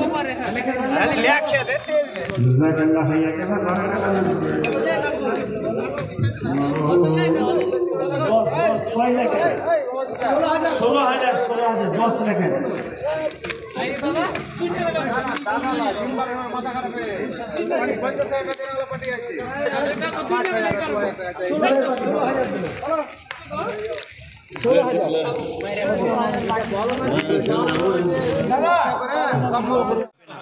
মক্কার মানুষ, মক্কার লোকেরা আরো নিজের বিবির উপরে, মেয়েদের উপরে কত অত্যাচার করত জানেন? ইহুদি যারা যখন তাদের স্ত্রীদের হাইজ মাসিক হইতো, বিবিকে বলতে গায়ে শোন, যদিন তুই নাপাক হয়ে থাকবি আমার বিছানা আসবি না, তোর বিছানা আলাদা, তুই আলাদা থাকবি, আমার জন্য পানি নিয়ে আসবি না, আমার জন্য রান্না বান্না করবি না, আমার বিছানে তুই আসবি না, তুই আলাদা হয়ে থাক। যদিন তুই নাপাক হয়ে থাকবি, 3 দিন 4 দিন 5 দিন, যদিন নাপাক হয়ে থাকবি তোর বিছানা আলাদা। সাহাবায়ে কেরাম যখন দেখলেন নবীকে এসে বলছেন, ইয়া রাসূলুল্লাহ আপনি কিছু জানেন? বলছে কি রে বাবা? বলছে ইহুদিদের যখন স্ত্রীদের হাইজ মাসিক হয় তখন ওরা স্ত্রীকে পাঞ্জরে লেই নেয়। বলছে তুই আলাদা হয়ে থাক, ওকে ঘৃণা মনে করে। বলছে তুই আলাদা হয়ে থাক, তোর বিছানা আলাদা, তোর খাবার আলাদা, আমার জন্য তুই রান্না বান্না করবি না, আমার বিছানে তুই আসবি না। তখন নবী কি বললেন জানেন? সুবহানাল্লাহ। রে দুনিয়ার মানুষ, নবীজি মেয়েদের মান সম্মান কতটুকু বাড়িয়ে দিলেন শোনেন। নবী আমার বললেন, হে পুরুষ রে, হে আমার উম্মতরা, তোমরা শুনে নাও, যখন ইহুদিদের স্ত্রীদের হাজ মাসিক হয়, ওরা নিজের বিবিরাকে বিছানায় রাখে না। তোমরা এরকম কাজ করিও না রে বাবা। যখন তোমাদের বিবিরা নাপাক হবে, তোমাদের বিবিরা যখন মাসিকের হালাতে হবে, তোমাদের বিবিরা তোমাদের বিছানায় আসবে, তোমাদের বিবিরা তোমাদের বিছানায় ঘুমাবে।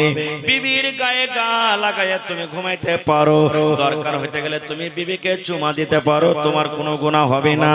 কিন্তু পুরুষ রে, একটা কাজ তুমি শুধু করবে না, যখন তোমার বিবিরা মাসিকের হালাতে থাকবে, মাসিকের অবস্থাতে তোমার বিবির সাথে তুমি মিলামিশা করবে না, তোমার বিবির সাথে তুমি সহবাস করবে না। এই গুনাহ থেকে, এই পাপ থেকে তুমি শুধু বেঁচে থাকবে। এবং মহিলারাকে বলা হয়েছে, মহিলা জয় দিন তুমি নাপাক হয়ে থাকবে, আল্লাহ রাব্বুল আমিন তোমাদের জন্য নামাজকে মাফ করে দিয়েছেন। 3 দিন 4 দিন 5 দিন জয় দিন নাপাক অবস্থাতে থাকবেন, নামাজ পড়তে হবে না, আল্লাহ রাব্বুল আমিন তাদের জন্য নামাজকে মাফ করে দিয়েছেন। কিন্তু কোন মা, কোন খালা, কোন নানি দাদি রোজার মাসে, রোজার হালাতে যদি হাজ হয়, মাসিক হয়, আল্লাহ তাআলা বলেন, আল্লাহ রাসূল বলেছেন, মহিলা তুমি রোজা ছেড়ে দাও, তুমি রোজা ছেড়ে দাও, কারণ মাসিকের হালাতে তোমাকে রোজা রাখতে হবে না। জয়টা তোমার রোজা ছুটবে, রমজান মাস যখন পার হয়ে যাবে, রমজান মাস যখন শেষ হয়ে যাবে, আগামী রমজান আসার আগে আগে তোমাকে ওই ছোটা রোজা কিন্তু পূর্ণ করতে হবে। নারে তাকবীর। ভাই মুসলমান, এই কাজ থেকে শুধু থাকবে। তাছাড়া তোমরা স্ত্রীর হাতের খেতে পারো, তার রান্না বান্না করা খেতে পারো, তার পাঞ্জরে থাকতে পারো, কোন রকমের অসুবিধা নেই। একটা হাদিস বলছি, সুবহানাল্লাহ। আল্লাহ নবীর বিবি মা আয়েশা রাদিয়াল্লাহু তাআলা আনহা বলেন, আমি নবীর পাঞ্জরে একদিন বসে আছি, নবী আমার পাঞ্জরে বসে আছেন। মা আয়েশা বলেন, আমি গিলাসে দুধ কিংবা পানি নিয়ে পানি পান করি, আমার নবী আমার দিকে দেখেন, আমার বিবি আয়েশা গিলাসের কোন জায়গাতে মুখ লাগাইয়া পানি পান করেন। মা আয়েশা বলেন, আমি ওই গিলাসটাকে দুধ পান করতে করতে কিংবা পানি পান করতে করতে আমি যখন গিলাসটাকে রেখে দিলাম, নবী আমার গিলাসটাকে নিয়ে নিলেন। আমি আয়েশা যে জায়গাতে মুখ লাগাই আমি পানি পান করলাম, আমার নবী আমার ওই মুখ লাগা জায়গাতে নিজের মুখ লাগাইয়ে নবী পানি পান করলেন। শুধু তা নয়, মা আয়েশা আরো বলেন, আমি হাড্ডি চুষে চুষে খাই, কামড় দিয়ে খাই, গোশত আমি কামড় দিয়ে দিয়ে খাই। খেতে খেতে ওই পিসটাকে যখন আমি থালাতে রেখে দিলাম, নবী আমার পিসটাকে নিয়ে নিলেন। আর নেওয়া পর মা আয়েশা বলেন, যে জায়গাতে আমি দাঁত লাগাই আমি কামড় দিলাম, আমার নবী আমার ওই দাঁত লাগা জায়গাতে নবী কামড় দিয়ে দিয়ে খাইতেন। এবার মা আয়েশা পরে কি বলছেন দেখেন, হে দুনিয়ার মানুষ তোমরা শোনো রে, আমার ঝোঠা, আমার কেঞ্জরে, আমার খাওয়ার জিনিস নবী খেতেন কখন? যখন আমি মাসিকের হালাত আমি থাকতাম। আল্লাহর নবী মেয়েদের মান সম্মান কতটুকু বাড়িয়ে দিলেন রে বন্ধু। ওই ইহুদিরা কি করত, মাসিকের হালাতে বিবির রান্না করা খেতক না, ওদের পাঞ্জরে ঘুমাতক না, ওদের পানি নিয়ে আসা খেতক না, ওদের হাতের তরকারি খেতক না। কিন্তু নবীজি মেয়েদের মান সম্মান বাড়াইতে গিয়ে মাসিকের হালাতে নবীজি মা আয়েশা যে জায়গাতে মুখ দিয়ে খেলেন, মা আয়েশা যে জায়গাতে মুখ দিয়ে পানি পান করলেন, নবীজি মান সম্মান বাড়াতে গিয়ে, নবীজি মোহাব্বত ভালোবাসা দেখাতে গিয়ে ওই জায়গাতে মুখ লাগাইয়ে পানি পান করলেন। তাহলে ইসলাম মেয়েদের মান সম্মান দিয়েছে না দেয়নি? জোরে বলেন। আর একটু আগে চলেন, কোরআনে কত সূরা আছে ভাই? কত সূরা আছে? সুবহানাল্লাহ। এখানে যদি বলে যে অমুক বইয়ে কতটি গান আছে, তা পট করে বলে দেবে। হ্যাঁ, অমুক সালে অমুক খেলাড়িটা কয়টা ছক্কা মেরেছিল, পট করে বলে দেবে। আর দেখেন যখন কোরআনের কথা আসছে তখন আমরা মুসলমান দেখছি মুখ দিয়ে মনে হয় কথা সরে না, সরবে কেমন করে যে ভাই? এখনকার এই বর্তমান যুগে ছেলেরা পড়ালেখা খুবই কম করছে। আবে পড়ি বা না পড়ি, টিকিট তো আছে 3 লাখ টাকার, নাকি? পড়ি বা নাই পড়ি, এটা আমরা মনে আছে। আর যদিও পড়ি তো 2-3টা সূরা মোটামুটি, ওই একটা সূরাতুল ফাতিহা আর একটা ওর সাথে জোড়া যে লাগাইতে হবে দেখতে যেদিন আসবে, ওই বিয়ে করার জন্য 2টা ভাঙা চোরা করে সূরাতে পড়ি, তাছাড়া আর কিচ্ছু পড়ি না। কত মানুষ এরকম আছে। তো কোরআনে 114 সূরা আছে। কত সূরা আছে ভাই? 114। যারা কোরআন পড়িতে জানেন দেখবেন কোরআন মাজিদে 114 সূরা আছে। 114 সূরার মধ্যে একটা সূরার নাম আছে সূরাতুন নিসা, আছে না নাই? যারা কোরআন পড়িতে জানেন দেখবেন সূরাতুন নিসা, কোরআনে আছে সূরাতুন নিসা। নিসা মানে মহিলা, নিসা মানে আওরাত, নিসা মানে নারী। আল্লাহ রাব্বুল আমিন মেয়েদের মান সম্মান কতটুকু বাড়িয়ে দিলেন, তাদের নামে কোরআনে একটা সূরা দিয়ে দিলেন সূরাতুন নিসা। কিন্তু কোরআনে বন্ধ রে, সূরাতুর রিজাল বলে কোন সূরার নাম নাই। তাহলে দেখেন কতটুকু মান সম্মান বাড়িয়ে দিলেন, সুবহানাল্লাহ। আর কি মান দিলেন? আল্লাহ রাসূল সাল্লাল্লাহু আলাইহি ওয়াসাল্লাম বলেছেন, ও মেয়ের বাবা তোমরা শুনে নাও, বাড়িতে যদি বেটি জন্ম হয় মন খারাপ করিও না। মেয়ের বিবাহ দিতে পারবো কি পারবো না, রাতের বেলাতে তুমি চিন্তা ভাবনা করিও না, আল্লাহ রাব্বুল আমিন ব্যবস্থা করে দিবেন। যদি দুনিয়ার মানুষ, নবী বলেছেন তোমার পরে চলো অত্যাচার করে, এর হিসাব আল্লাহ রাব্বুল আমিন কিয়ামতের দিন তাকে দিতে হবে।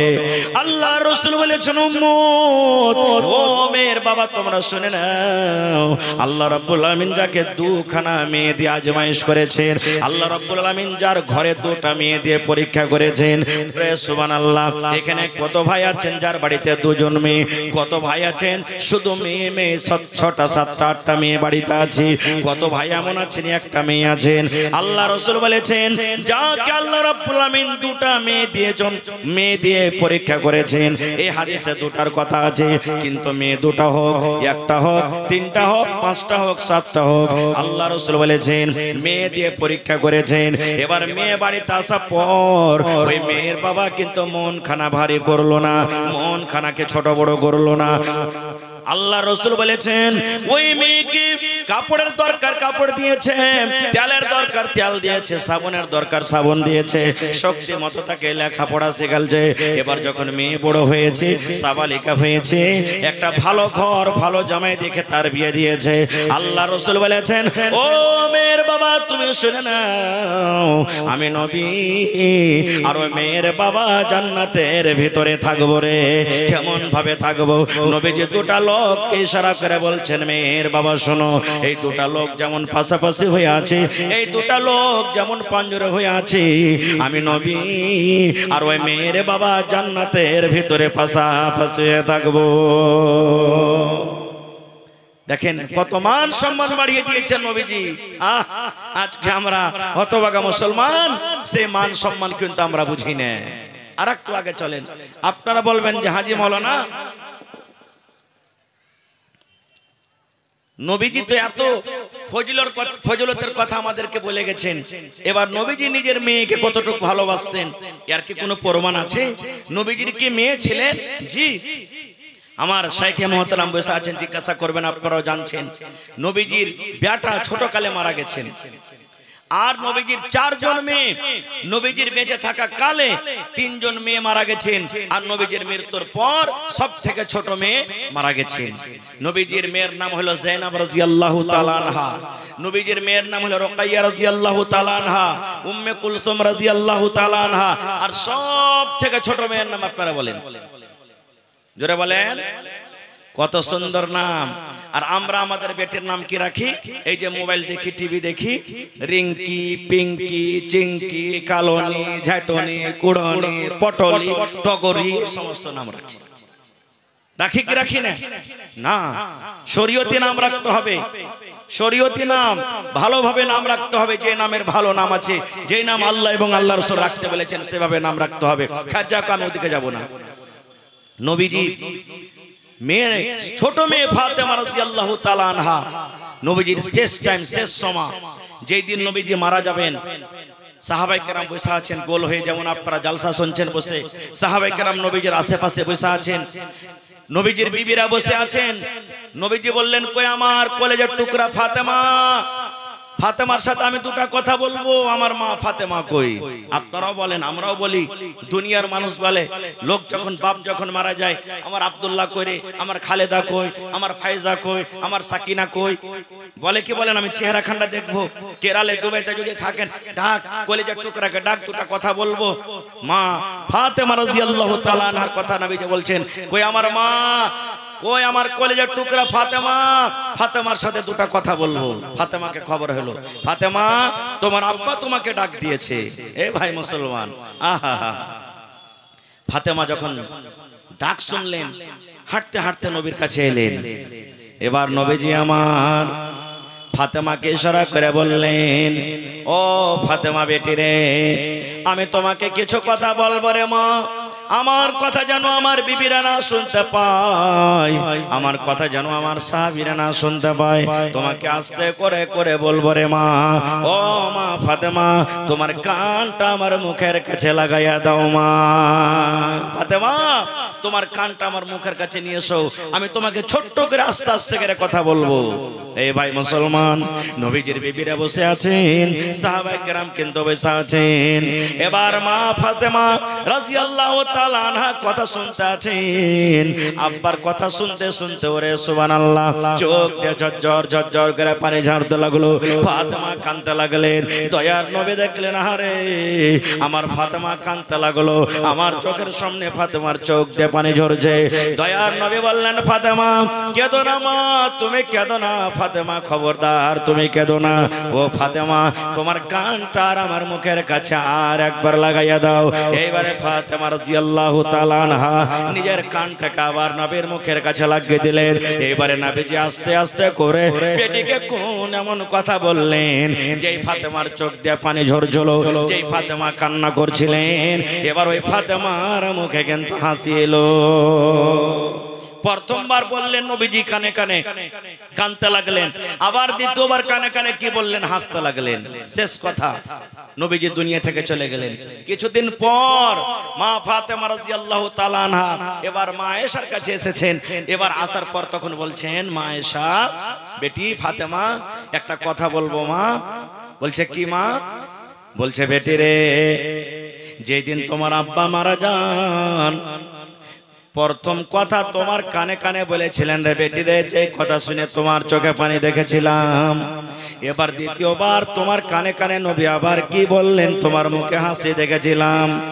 ও ফাতেমা, কোন এমন কথা তোমার আব্বাজান তোমাকে বলেছিলেন যেটা আমরা বিবি হয়ে জানতে পারলাম না? এত আমরা কাছের মানুষ, নবীর বিবি হয়ে নবীজির স্ত্রী হয়ে আমরা জানতে পারলাম না, বেটির কথাটাকে তুমি জানাবে না? এবার মা ফাতেমা বললেন, মা গো আমি এখন জানাবো গো মা, এখন আমার আব্বা দুনিয়াতে নাই। আমার আব্বা জান যখন আমাকে প্রথমে কানে কানে বলেছিলেন, আমি কেঁদেছিলাম, এই কথা আমাকে বলেছিলেন, ফাতেমা তোমার আব্বা জানের শেষ টাইম, শেষ সময় তোমার আব্বা জান দুনিয়া থেকে চলে যাবেন। আল্লাহর অর্ডার হয়েছে, আল্লাহর ফয়সালা হয়েছে রে মা, তোমার আব্বা জান আর দুনিয়াতে বাঁচবেন না। তুমি জীবনের মতো তুমি আব্বা আব্বা বলে ডেকে নাও। মা গো, যখন আমি আব্বার মৃত্যুর কথা শুনলাম, আমি থামতে পারলাম না গো মা, আমার চোখ দিয়ে পানি ঝরতে লাগলো, আমি কিন্তু কাঁদতে লাগলাম। ওরে সুবহানাল্লাহ, এত কাঁদলাম তোমরা দেখেছো। আমি আফসোস করে বললাম, আল্লাহ কে আমাকে মা বলে ডাকবে, কে আমাকে আদর করবে, আমি কাকে আব্বা বলে ডাকবো? এই বাবা চিন্তা করে মা গো আমি কেঁদেছিলাম। এবার দ্বিতীয়বার আমার আব্বা জান আমার কানে কানে বললেন, আমি হেসেছিলাম, এই কথা আমাকে বলেছিলেন। ও ফাতেমা কেঁদো না রে মা, তুমি কেঁদো না, কেঁদো না ফাতেমা, তুমি কেঁদো না, কারণ আমার মৃত্যুর পর আমার সাথে সর্বপ্রথম যার দেখা হবে ফাতেমা, সেটা হবে তুমি। ফাতেমা খবরদার, খবরদার তুমি কেঁদো না। এইবারে ফাতেমা তখন হাসতে লাগলেন।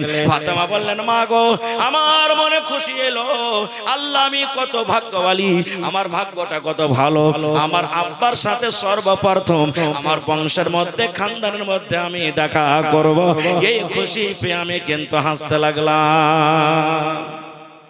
কেন হাদিসটা বললাম? এই জন্য বললাম, যে নবীজি নিজের মেয়েকে কত ভালোবাসতেন, যে নিজের মৃত্যুর কথা সাহাবায়ে কেরামকে বললেন না, নিজের মৃত্যুর কথা বিবি রেখে জানালেন না, জানালেন কাকে? মেয়েকে। আর আমরা কতটুকু ভালোবাসি জানেন? আপনাদের এলাকাতে আছে কিনা আল্লাহ জানে। বাপ 80 বছর 90 বছর বয়স হয়ে গেছে, হয়তো দুনিয়া থেকে চলে যাবেন। সমস্ত ছেলেরাকে রাতের বেলাতে ডাকবো, আর ডাকার পর বলবো, আব্দুল্লাহ রে শুন, কখন আমি দুনিয়া ছেড়ে চলে যাব, মতের কোনো বিশ্বাস নাই, চল তোকে ওই রোডের পার্শ্বের জমিনটা তোকে দিয়ে দিই, আব্দুর রহমান ওই বাজারের পার্শ্বের জমিনটা তোকে দিয়ে দিই। আর বেটিরাকে আমরা কোথায় দিব? ওই মাঠে দোয়াগাতে, যেখানে হয়তো এক ফসল হয়েছে বা ফসল হয় না, চাষবাস ভালোভাবে হয় না, ওই ধরনের জমিনগুলা তখন আমরা মেয়ের নামে দিব। এই তো মহব্বত ভালোবাসা। এরকম হয়েছে না হয় না? জোরে বলেন, হয়েছে না হয় না? সুবহানাল্লাহ। তাহলে ভাই আমরা কতটুকু মেয়েকে ভালোবাসি। আর একটু আগে চলেন, এটাও সহিহ হাদিস। নবীজির ছোট জামাইয়ের নাম কি আপনারা বলতে পারবেন কেউ? মাশাআল্লাহ, দেখেন হযরত আলী রাদিয়াল্লাহু তাআলা আনহু একদিক থেকে নবীজির নিজের কাকাতো ভাই, হযরত আবু তালেবের বেটা কে? হযরত আলী রাদিয়াল্লাহু তাআলা আনহু নিজের কাকাতো ভাই। আর একদিক থেকে হলো কে? জামাই। কাকাতো ভাইয়ের সাথে বিয়ে দিলেন কার? নিজের বেটির। এবারে একদিনকার ঘটনা, হযরত ফাতেমা রাদিয়াল্লাহু তাআলা আনহা নবীর কাছে এসেছেন কিছু চাহার জন্য। আপনার আমার বেটিরে মুরগি দেন আব্বা, ছাগল দেন, সুটকেস দেন, গোদরেজ দেন, পালং দেন, এই দেন ওই দেন, চাহে কি চাহে না? তো মা ফাতেমা রাদিয়াল্লাহু তাআলা আনহা আব্বার কাছে চাইতে এসেছেন। এবার যে সময়তে আব্বার বাড়ি এলেন, ওই সময়তে কিন্তু নবীজি বাড়িতে নেই। কে আছেন? সতার মা, মা আয়েশা রাদিয়াল্লাহু তাআলা আনহা। এটা হলো ফাতেমার সতার মা, বাড়িতে আছেন। যেমনই বাড়িতে এলেন, ফাতেমা বলছেন, মা আব্বা বাড়িতে নেই। মা আয়েশা বলছেন, না রে বেটি, তোমার আব্বা বাড়িতে নেই, দাওয়াতের কামে বা কোনো তাবলীগের কামে গেছেন। কি কথা মা বলো? বলছেন, না আব্বা থাকলে ভালো হইতো। আব্বা কি বলবো? চলে গেলেন বাড়িতে। আবার নিজের স্বামীর বাড়ি চলে গেলেন। মা ফাতেমা এটা করলেন না যে ঠিক আছে এখন আব্বা নাই, যে 2-3 ঘন্টা থাকবো, থাকার পর তখন আমি যাব, আব্বা আসবে দেখা করার পর যাব না, তখনই চলে গেলেন নিজের স্বামীর বাড়িতে। তাহলে মায়েরা খালারা, এখানে একটা পয়েন্ট আছে যে মা ফাতেমা নিজের স্বামীকে কত আদর করতেন, যে আমি এখানে থাকবো, আর যদি আমার স্বামীর পানির দরকার হয় বা আমার সাথে কোনো দরকার থাকে বা কাপড়ের দরকার হয় বা খাবার দরকার হয়, আর আমার স্বামী আমাকে দেখতে না পেলে তার মন খারাপ হবে, স্বামীকে রাজি করে রাখতে হবে, তখনই চলে গেলেন। আর আমার মা খালারা কি করবে জানেন? যদি খালি বলে, এ আব্দুল্লাহর বাপ, ওই যে কি হয়েছে জি, ওই হার মাটাকে একটু দেখা আছে, যাবো আর আসবো, ও 2 দিন থাকবে কম করে। যদি বলে যাবো আর আসবো, তো কম করে 2 দিন থাকবে। সুবহানাল্লাহ। এবারে চলে গেলেন ফাতেমা রাদিয়াল্লাহু তাআলা আনহা। সন্ধ্যাবেলা তো নবী বাড়ি গেলেন। বাড়ি আসার পর তখন মা আয়েশা বলছেন, নবীজি আপনার কলেজের টুকরা ফাতেমা আপনার সাথে দেখা করার জন্য এসেছিল। নবীজি বললেন, আমার মেয়ে কি বলেছে, কি কারণে এসেছিল আমার বাড়ি? মা আয়েশা বলছেন যে কোন কথা বলেননি, বলছেন আব্বা কি বলবো, চলে গেছেন বাড়ি। ও হায় রে আমার নবী, নিজের কলেজের টুকরাকে কত ভালোবাসতেন, আর বাড়িতে থাকলেন না। ওই রাতের বেলাতে নবীজি চলে গেলেন নিজের মেয়ের বাড়ি। বন্ধুরে আমার, এবার দরজা থেকে চলে গেলেন, ফাতেমার বাড়ি চলে গেলেন। এবার ফাতেমার কাছে অনুমতি চাইছেন। আল্লাহ রাসূল বললেন, ও মা ফাতেমা, বাড়িতে আছো মা? ফাতেমা রাদিয়াল্লাহু তাআলা আনহা বলেন, আব্বা গো বাড়িতে আছি। এইবারে নবীজি বললেন, আমার জামাই আলী কই? বলছে, আব্বা গো আপনার জামাই আলী বিছানায় শুতে গেছে, ঘুমায়নি কিন্তু শুতে গেছে। এবার নবী বললেন, ফাতেমা যেভাবে তোমরা শুতে আছো শুতে থাকো, আমি নবী তোমাদের কাছে আসছি, ঘরের ভিতরে আসছি। মা ফাতেমা বলেন, আমি বিছানার এক সাইডে আমি আছি, আর আমার স্বামী আলী বিছানায় এক সাইডে আছে, দুজনের মধ্যখানে দয়ার নবী বসে গেলেন। মা ফাতেমা বলেন, এত কাছাকাছি হয়ে বসলেন, আমার আব্বা জানের পা ঠান্ডা হয়ে আছে, আমার গায়ে পাটা টাচ করে লেগে যায়। আমি ফাতেমা জানতে পারলাম এটা হলো আমার আব্বার পা। এই ভাই আমার শোনেন রে বন্ধু, এইবারে নবী বসে গেলেন। নবী বসে যাওয়ার পর এইবারে ফাতেমাকে বলছেন, ফাতেমা রে, আমি শুনেছি তুমি নাকি আমার সাথে দেখা করার জন্য গিয়েছিলে রে মা? কি কারণে তুমি গিয়েছিলে রে মা? কি দরকারে তুমি গিয়েছিলে রে মা? কি তোমার প্রয়োজন ছিল আমার কাছে গিয়েছিলে? এই আমার মুসলমান ভাইরা শুনেন, এইবারে ফাতেমা রাদিয়াল্লাহু তাআলা আনহা নিজের হাতখানা এরকম ভাবে আব্বাকে দেখাচ্ছেন, আব্বা গো দেখেন আমার হাতখানা, আব্বা গো দেখেন আমার হাতখানা, হাতে কি আছে বন্ধুরে? এবার নবীজি দেখছেন ফাতেমার হাতে কিন্তু ফোঁসা পড়ে আছে। ফোঁসা বুঝেন তো, আপনি কোদল চালাবেন, কোদল চালাতে চালাতে আপনার হাতে ফোঁসা পড়ে যাবে। আপনি কাঠ চোবাবেন, কাঠ চোবাবেন, হাতে ফোঁসা পড়ে যাবে। ফাতেমার হাতে ফোঁসা পড়ে গেছে, ফোঁসা সাদা সাদা হয়ে আছে। কত ফোঁসা গলে গেছে আর কত ফোঁসা কিন্তু সাদা সাদা হয়ে আছে। ওরে সুবহানাল্লাহ। এবার নবী বলছেন ফাতেমা তোমার হাতে ফোঁসা কেন রে মা? তুমি কোন এমন কাজ কাম করছো রে মা? তোমার হাতে কি কারণে ফোঁসা পড়েছি? এবারে ফাতেমা বললে আব্বা গো আমি আপনার মেয়ে, আপনার জামার বাড়িতে জাতা পিছে পিছে জাতা টেনে টেনে টেনে টেনে হাতে ফোঁসা পড়ে গেছি। ইন্দারা থেকে পানি তুলে তুলে তুলে আমার হাতে ফোঁসা পড়ে গেছি। তাই আপনার কাছে গিয়েছিলাম। আমি শুনেছি আপনি লড়াই করতে, যুদ্ধ করতে গিয়ে আপনি অনেক দাস দাসী পেয়েছেন। তাই যদি আমাকে একটা দাসী গালা দিতেন, আমার বাড়িতে কাম কাজ করতো, আমার বাড়িতে জাতা টানতো, আমার পানি ইন্দারা থেকে তুলতো, আমি আপনার মেয়ে ফাতেমা আমি আরাম পাইতাম।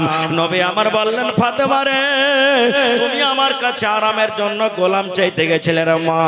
কিন্তু ফাতেমা তুমি শুনে নাও, যদি আমি গোলাম থেকে কিংবা দাস দাসী থেকে তোমাকে ভালো জিনিস দিই, বলো বেটি তুমি গোলাম নিবে না ভালো জিনিসটা তুমি নিবে? নারে তাকবীর। হয়নি, হবে না, হতে পারে না আমার নবীর সাথে কারো তুলনা। হয়নি, হবে না, হতে পারে না আমার নবীর সাথে কারো তুলনা। হায়রে তুলনা তো দূরের কথা, ছায়াও মিলে না। হয়নি, হবে না, হতে পারে না আমার নবীর সাথে কারো তুলনা। ইউসুফকে দেখে যারা আঙ্গুল কেটেছে, তারা কি আমার নবীর রূপ দেখেছে? ইউসুফকে দেখে যারা আঙ্গুল কেটেছে, তারা কি আমার নবীর রূপ দেখেছে? আরে দেখতো যদি কেটে দিত, আরে দেখতো যদি কেটে দিত কলিজাখানা। হয়নি, হবে না, হতে পারে না আমার নবীর সাথে কারো তুলনা। হয়নি, হবে না, হতে পারে না আমার নবীর সাথে কারো তুলনা। যার শানে আল্লাহ তাআলা করলেন ঘোষণা, খলকে আযম আমার শাহে মদিনা। যার শানে আল্লাহ তাআলা করলেন ঘোষণা, খলকে আযম আমার শাহে মদিনা। মুসলমানে নবী ছাড়া কিছুই মানে না, মুমিনে কোরআন ছাড়া কিছুই বুঝে না। হয়নি, হবে না, হতে পারে না আমার নবীর সাথে কারো তুলনা। হয়নি, হবে না, হতে পারে না আমার নবীর সাথে কারো তুলনা। নারে তাকবীর। নবীজি বললেন ফাতেমা তুমি আমার কাছে গোলাম চেয়েছো, গোলাম থেকে ভালো জিনিস যদি দিই মা তুমি নিবে? আপনার কাছে যদি আপনার বেটি বলে আপনি একটা ছাগল গলা দেন, আর আপনি বলেন না ছাগল নিয়ে কি করবি, তোকে একটা গরু কিনে দেবো, তো কোনটা নিবে আপনি বলেন তো? জোরে বলে। হ্যাঁ ভালোটাই নিবে। তো মা ফাতেমা বলছেন আব্বা যেটা ভালো ওইটাই নিব। ভালো কি পরে বলছি, হাদিসটা বলার উদ্দেশ্য কি আমার? আহা, ফাতেমাটা কে জানা দরকার। ফাতেমাটা কে? একদিন নবীজি বসে আছেন আর আল্লাহর একজন ফেরেশতা নবীর কাছে এলেন। ওই ফেরেশতা জমিনে কোনোদিন আসেনি, প্রথম জমিনে আসছেন নবীর সাথে দেখা করার জন্য। যখন নবীর কাছে আসবেন তখন আল্লাহ তাআলা একটা কথা বললেন ফেরেশতাকে, যাও আমার নবীকে তুমি এই মেসেজে খুশখবরি দিয়ে দাও। ফেরেশতা এসে নবীকে কি বলছেন জানেন? আল্লাহর নবী গো, আমি জীবনে কোনোদিন এই জমিনের ওপরে আসিনি, আজকে আমি প্রথমবার জমিনে এসেছি। আল্লাহর নবী গো, আমি যখন রওনা হইলাম আল্লাহ তাবারাক ওয়া তাআলা আমাকে ডাক দিয়ে বললেন, হে আমার ফেরেশতা, আমার নবীকে একটা খুশখবরি দিয়ে দাও। কি খুশখবরি দিয়ে দাও? আপনার কলেজার টুকরা ফাতেমা বাড়িতে যাচ্ছেন। আপনার আদরের মেয়ে ফাতেমা জান্নাতের ভিতরে যাবেন, জান্নাতের ভিতরে যাবেন। শুধু জান্নাতে যাবে না নবী গো, যত মহিলারা জান্নাতের ভিতরে যাবেন, যত নারীরা জান্নাতের ভিতরে যাবেন, সমস্ত নারীদের সরদারনি হবেন আপনার মেয়ে ফাতেমা। জান্নাতে তো যাবেন, আর সমস্ত জান্নাতি মহিলাদের সরদারনি হবেন কে? আপনার মেয়ে ফাতেমা। এরকম জান্নাতি মেয়ে ছিল, সুবহানাল্লাহ। স্বামীর বাড়িতে কাম করে করে হাতে কি ফেলেছিলেন? জোরে বলেন। আর ফাতেমাটাকে আমার মাওলানা বসে আছেন, জিজ্ঞাসা করবেন। আমাদের শেষ নবীর নাম নবী মুহাম্মদ সাল্লাল্লাহু আলাইহি সাল্লাম, যাকে ইমামুল আম্বিয়া বলা হয়েছে। আজকে মসজিদের ইমাম, একটা মাওলানার ইমাম, একটা হাজী সাহেবের ইমাম, একটা নমাজের ইমাম, একটা ভালো লোকের ইমাম, ওরে আল্লাহ মানুষের ইমাম। কিন্তু আমার নবী সাধারণ মানুষের ইমাম নয়, যাকে ইমামুল আম্বিয়া বলা হয়েছে। মানে সমস্ত নবীদের হলেন ইমাম। আদম আলাইহিস সালাম থেকে নিয়ে নবী মুহাম্মদ সাল্লাল্লাহু আলাইহি সাল্লাম পর্যন্ত যত নবী রাসূল এসেছেন, সমস্ত নবীদের হলেন ইমাম। ওরে আল্লাহ, এত আল্লাহ পাওয়ার দিয়েছেন, এত মর্যাদা দিয়েছেন। আল্লাহ রাসূল বলেছেন, কিয়ামতের দিন সর্বপ্রথম নবী আমি জান্নাতের দুয়ার খুলব রে, জান্নাতের গেট খুলব। এবার নবী বললেন, উম্মত রে, আমার উম্মত হিসাব কিতাবের পর জান্নাত জাহান্নাম যতক্ষণ না হবে, কোন নবীর উম্মত জান্নাতের ভিতরে যেতে পারবেন না। এরকম নবীর বিয়ে হলেন ফাতেমা, যে ফাতেমা নিজের স্বামীর বাড়িতে কাম কাজ করে হাতে ফোঁসা ফেলে যেতেন। আর ফাতেমাটা কি? ফাতেমাটাকে আরো একটু আমাদের জানা দরকার। আল্লাহ রাসূল একদিন জিবরাইল ফেরেশতার সাথে কথা বলছেন, আর আল্লাহর নবীর নাতি হোসেন রাদিয়াল্লাহু তাআলা আনহু কাঁদতে কাঁদতে কাঁদতে, ছোট বাচ্চা 3-4 বছরকার বাচ্চা কাঁদতে কাঁদতে নবীর পাঞ্জরে এসে বসে গেলেন। আল্লাহর নবীর পাঞ্জরে যখন বসে গেলেন, জিবরিল ফেরেশতা বলছেন, ইয়া রাসূলুল্লাহ, এটা কে? নবী আমার বললেন, জিবরিল, এটা হলো আমার নাতি। এবার নবী বলছে, জিবরিল বলছেন, নবী যে নাতিকে কত ভালোবাসেন। এবার নবী আমার বলছেন, হো জিবরাইল রে, আমি আমার নাতিকে কত ভালোবাসি। যে আমার নাতিকে ভালোবাসে, আমি নবী তাকে ভালোবাসি। যে আমার নাতিকে আদর করে, আমি নবী তাকে আদর করি। যে আমার নাতির সাথে মোহাব্বত করে, আমি নবী তাকে মোহাব্বত করি। আমার নাতিকে যারা ভালোবাসে না, আমি নবী তারাকে ভালোবাসি না। এবার জিবরিল বললেন, নবী গো, যে নাতিকে আপনি এত ভালোবাসেন, যে নাতিকে আপনি এত আদর করেন, আপনার দুনিয়া থেকে যাওয়ার পর, আপনি যখন দুনিয়া থেকে চলে যাবেন, এক টাইম, এক সময় এমন আসবে, আপনার এই নাতিকে দুশমনেরা, শয়তানেরা আপনার নাতিকে এমন ভাবে মারবে, এমন ভাবে মারবে, মাছ যেমন ডাঙ্গাতে শুকাতে ছটপট ছটপট করে, আপনার নাতি জখমের কারণে জমিনে পড়ে পড়ে ছটপট করবে। এইবারে নবী জিবরিলকে বললেন, জিবরিল, তুমি একটু কাজ আর করে দাও। বলছে, কি কাজ? বলছে, জিবরিল, আমি আমার নাতির মত দেখতে পাবো না। আমার মৃত্যুর পর আমার নাতিকে মার্ডার করা হবে, শহীদ করা হবে। তবে জিবরিল, একটু ওই জমিন, ওই জায়গা খান তুমি দেখাইয়া দাও, যে জায়গাতে আমার নাতিকে শহীদ করা হবে, আমি নিজের চোখে ওই জমিন খানা দেখতে চাই। এবার আল্লাহ রাব্বুল আলামিনের আদেশে ওই জমিনটাকে নবীর সামনে হাজির করে দেওয়া হলো, আর বলা হলো, নবী গো, আপনার নাতিকে এই জায়গাতে এরকম ভাবে মারা হবে, যাকে আজকে আমাদের ভাষাতে বা আজকে আমরা বলি, সেই মাঠটার নাম হলো কারবালার ময়দান। শুধু তা নয়, আল্লাহ রাসূল বলেছেন, আমার নাতি হাসান হোসেন জান্নাতের ভিতরে যাবে রে, আমার নাতি হাসান হোসেন জান্নাতের ভিতরে যাবেন। শুধু জান্নাতের ভিতরে যাবে না, যত নওজোয়ান যুবকেরা জান্নাতে যাবেন, সমস্ত জান্নাতীদের সরদার হবেন আমার নাতি হাসান এবং হোসেন। এরকম নেককার জান্নাতি মানুষের মা ফাতেমা নিজের স্বামীর বাড়িতে কাম কাজ করে হাতে ফোঁসা ফেলে দিতেন। আর ফাতেমাকে নবীজি 10 জন মানুষের নাম নিয়েছেন জান্নাতি। কজন? 10 জন যাকে আশরায়ে মুবাশশারা বলা হয়েছে। কে কে 10 জন? সাদ তুমি জান্নাতে যাইবে, আবু বকর তুমি জান্নাতে যাইবে, ওমর তুমি জান্নাতে যাইবে, ওসমান তুমি জান্নাতে যাইবে, সাঈদ তুমি জান্নাতে যাইবে। এই করে করে নবীজি আলীর নাম লে বলছেন, আলী তুমি জান্নাতে যাইবা, আলী তুমি জান্নাতে যাইবে। ওরে সুবহানাল্লাহ, কত নসিব ভালো, দুনিয়াতে নাম লওয়া হয়েছে, দুনিয়াতে জান্নাতের সার্টিফিকেট পেয়ে গেছেন। আলী তুমি জান্নাতের ভিতরে যাইবা। এরকম জান্নাতি মানুষের বিবি হলেন ফাতেমা রাদিয়াল্লাহু তাআলা আনহা, যে নিজের স্বামীর বাড়িতে কাম কাজ করে হাতে ফোঁসা ফেলে দিতেন। আর আজকে আমরা নিজের মেয়েকে কত ভালোবাসি, তাহলে শুনেন, আপনাদের এলাকাতে হয় কি হয় না আল্লাহ জানে। যেমনই বেটি ফোন করলে, মাগে কি হয়েছে রে বেটা, ই মিনসার বাড়িতে আর ভাত খেতে পারবো না গে মা, আর থাকতে পারবো না এই গোপালের বাড়িতে। কত মা আছে বুঝাইবে, বেটি থাক, স্বামীর বাড়িতে কষ্ট হবে, কখন খেতে পাবি না পাবি, দুঃখে সুখে দিন কাটবে, থাক মা থাক, কষ্ট করে থাক। আর কত মা এমন আছে, ঠিক আছে তুই কোন রকম চলে, তোর বাপকে পাঠাচ্ছি বা তোর ভাইকে পাঠাচ্ছি, তুই চলাই। এবার চলে গেছে, 5-7 দিন হয়েছে, বলছে যে মরার বেটাকে ফোন কর না, কখন তো আনতে আসবে। ফোন করছে, কে যে সোলেমান, সোলেমানের বাপ। বলছে হ্যাঁ। বলছে আনতে আসবে না? আসছি। চলে গেছে। আর 3-4টা একবার হাট্টা কাটা জুয়ানকে ফিট করে রেখেছে।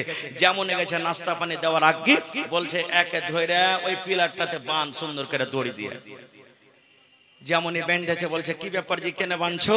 বলছে কেনে বাঁধছি, আমার মেয়েটা কি জানোয়ার যে অত করে তুই কাজ করাচ্ছিস না? মরার বেটা মরা, 3 লক্ষ টাকা তোকে দিয়েছি বিয়ের দিন, 2 লক্ষ টাকা বিয়েতে খরচ হয়েছে, তোর বাপকে বল 5টা লোক নিয়ে আসবে, 5 লক্ষ টাকা জমা করে আমার বেটিকে তালাক করে নিয়ে চলে যায়, তোর মতন ঘরে আমার বেটিকে রাখবো না। এরকম হয় না? হয় না? জোরে বলেন হয় না? হয় না? সুবহানাল্লাহ। ভাইরে, আজকে আমরা মেয়েদের মান সম্মান বুঝি না, মেয়েদের তারবিয়ত আমরা বুঝি না। তাহলে কেমন করে আমরা কামিয়াব হব ভাই মুসলমান? কষ্ট করতে হবে, স্বামীর বাড়িতে কষ্ট করতে হবে, বিনা কষ্ট তো হবে না। নবীর জামানার মতন তো এখন কষ্ট নাই। আর একটা সহিহ মুসলিম শরীফের হাদিস বলছি, আমার সময় মনে হয় শেষ হয়ে আসছে নাকি বল।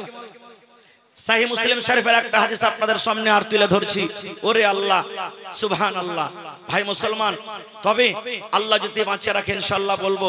তবে এই জালসার পিছনে 2টা উদ্দেশ্য আছে। কয়টা উদ্দেশ্য? জোরে বলেন। 2টা উদ্দেশ্য আছে, একটা কিছু লেওয়া, একটা কিছু দেওয়া। আমি এতক্ষণ পর্যন্ত আপনাদেরকে দিলাম, আল্লাহ বাঁচিয়ে রাখে ইনশাআল্লাহ এই বিষয়ে আবার আলোচনা হবে। তবে আমি আপনাদের কাছে একটা আবদার রাখলাম, 1 টাকা দিবেন, আপনার কাছে 1 টাকা আমি নিব। 10 টাকা দিবেন, 10 টাকা নিব। আজকে আপনার একটু পরীক্ষা করব, দেখি যার বাড়িতে মেয়ে আছে, বেটি আছে, মেয়েকে কে ভালোবাসেন। আজকে ভালোবাসা আপনার দেখতে চাই। মেয়ের জন্য, মায়ের জন্য, বিবির জন্য, বোনের জন্য দেখি কোন আল্লাহর বান্দা আছেন, একটা লোক 1 কাঠা জমি দিতে পারবেন মসজিদে। মসজিদে 1 ডিসমিল কিংবা 1 কাঠা জমি দিতে পারবেন। টাকা না আছে 50,000 টাকা কে দিতে পারবেন। তাও না পারেন তো দেখি 20,000 টাকা একটা লোককে এমন আছেন দিতে পারবেন। 10 জন আমি ভাইকে দেখবো 5,000, 10,000 করে দিতে পারবেন। মায়েরা খালারাকে বলবো, আমার মা, গত রাত্রে আমি কাঠিয়ারে জালসাতে ছিলাম, রাক্সি গ্রাম। ওরে আল্লাহ, 2 জন আমার খালাজান আল্লাহওয়ালি মহিলা, 8 আনা একজন, 10 আনা কানের বালি খুইলে জালসাতে দিয়ে দিলেন। সুবহানাল্লাহ। মোটামুটি 8 আনা বালির দাম এখন মোটামুটি 70,000 টাকা নাকি? 70,000 টাকা খুলে দিয়ে দিলেন 2 জোড়া কানের বালি।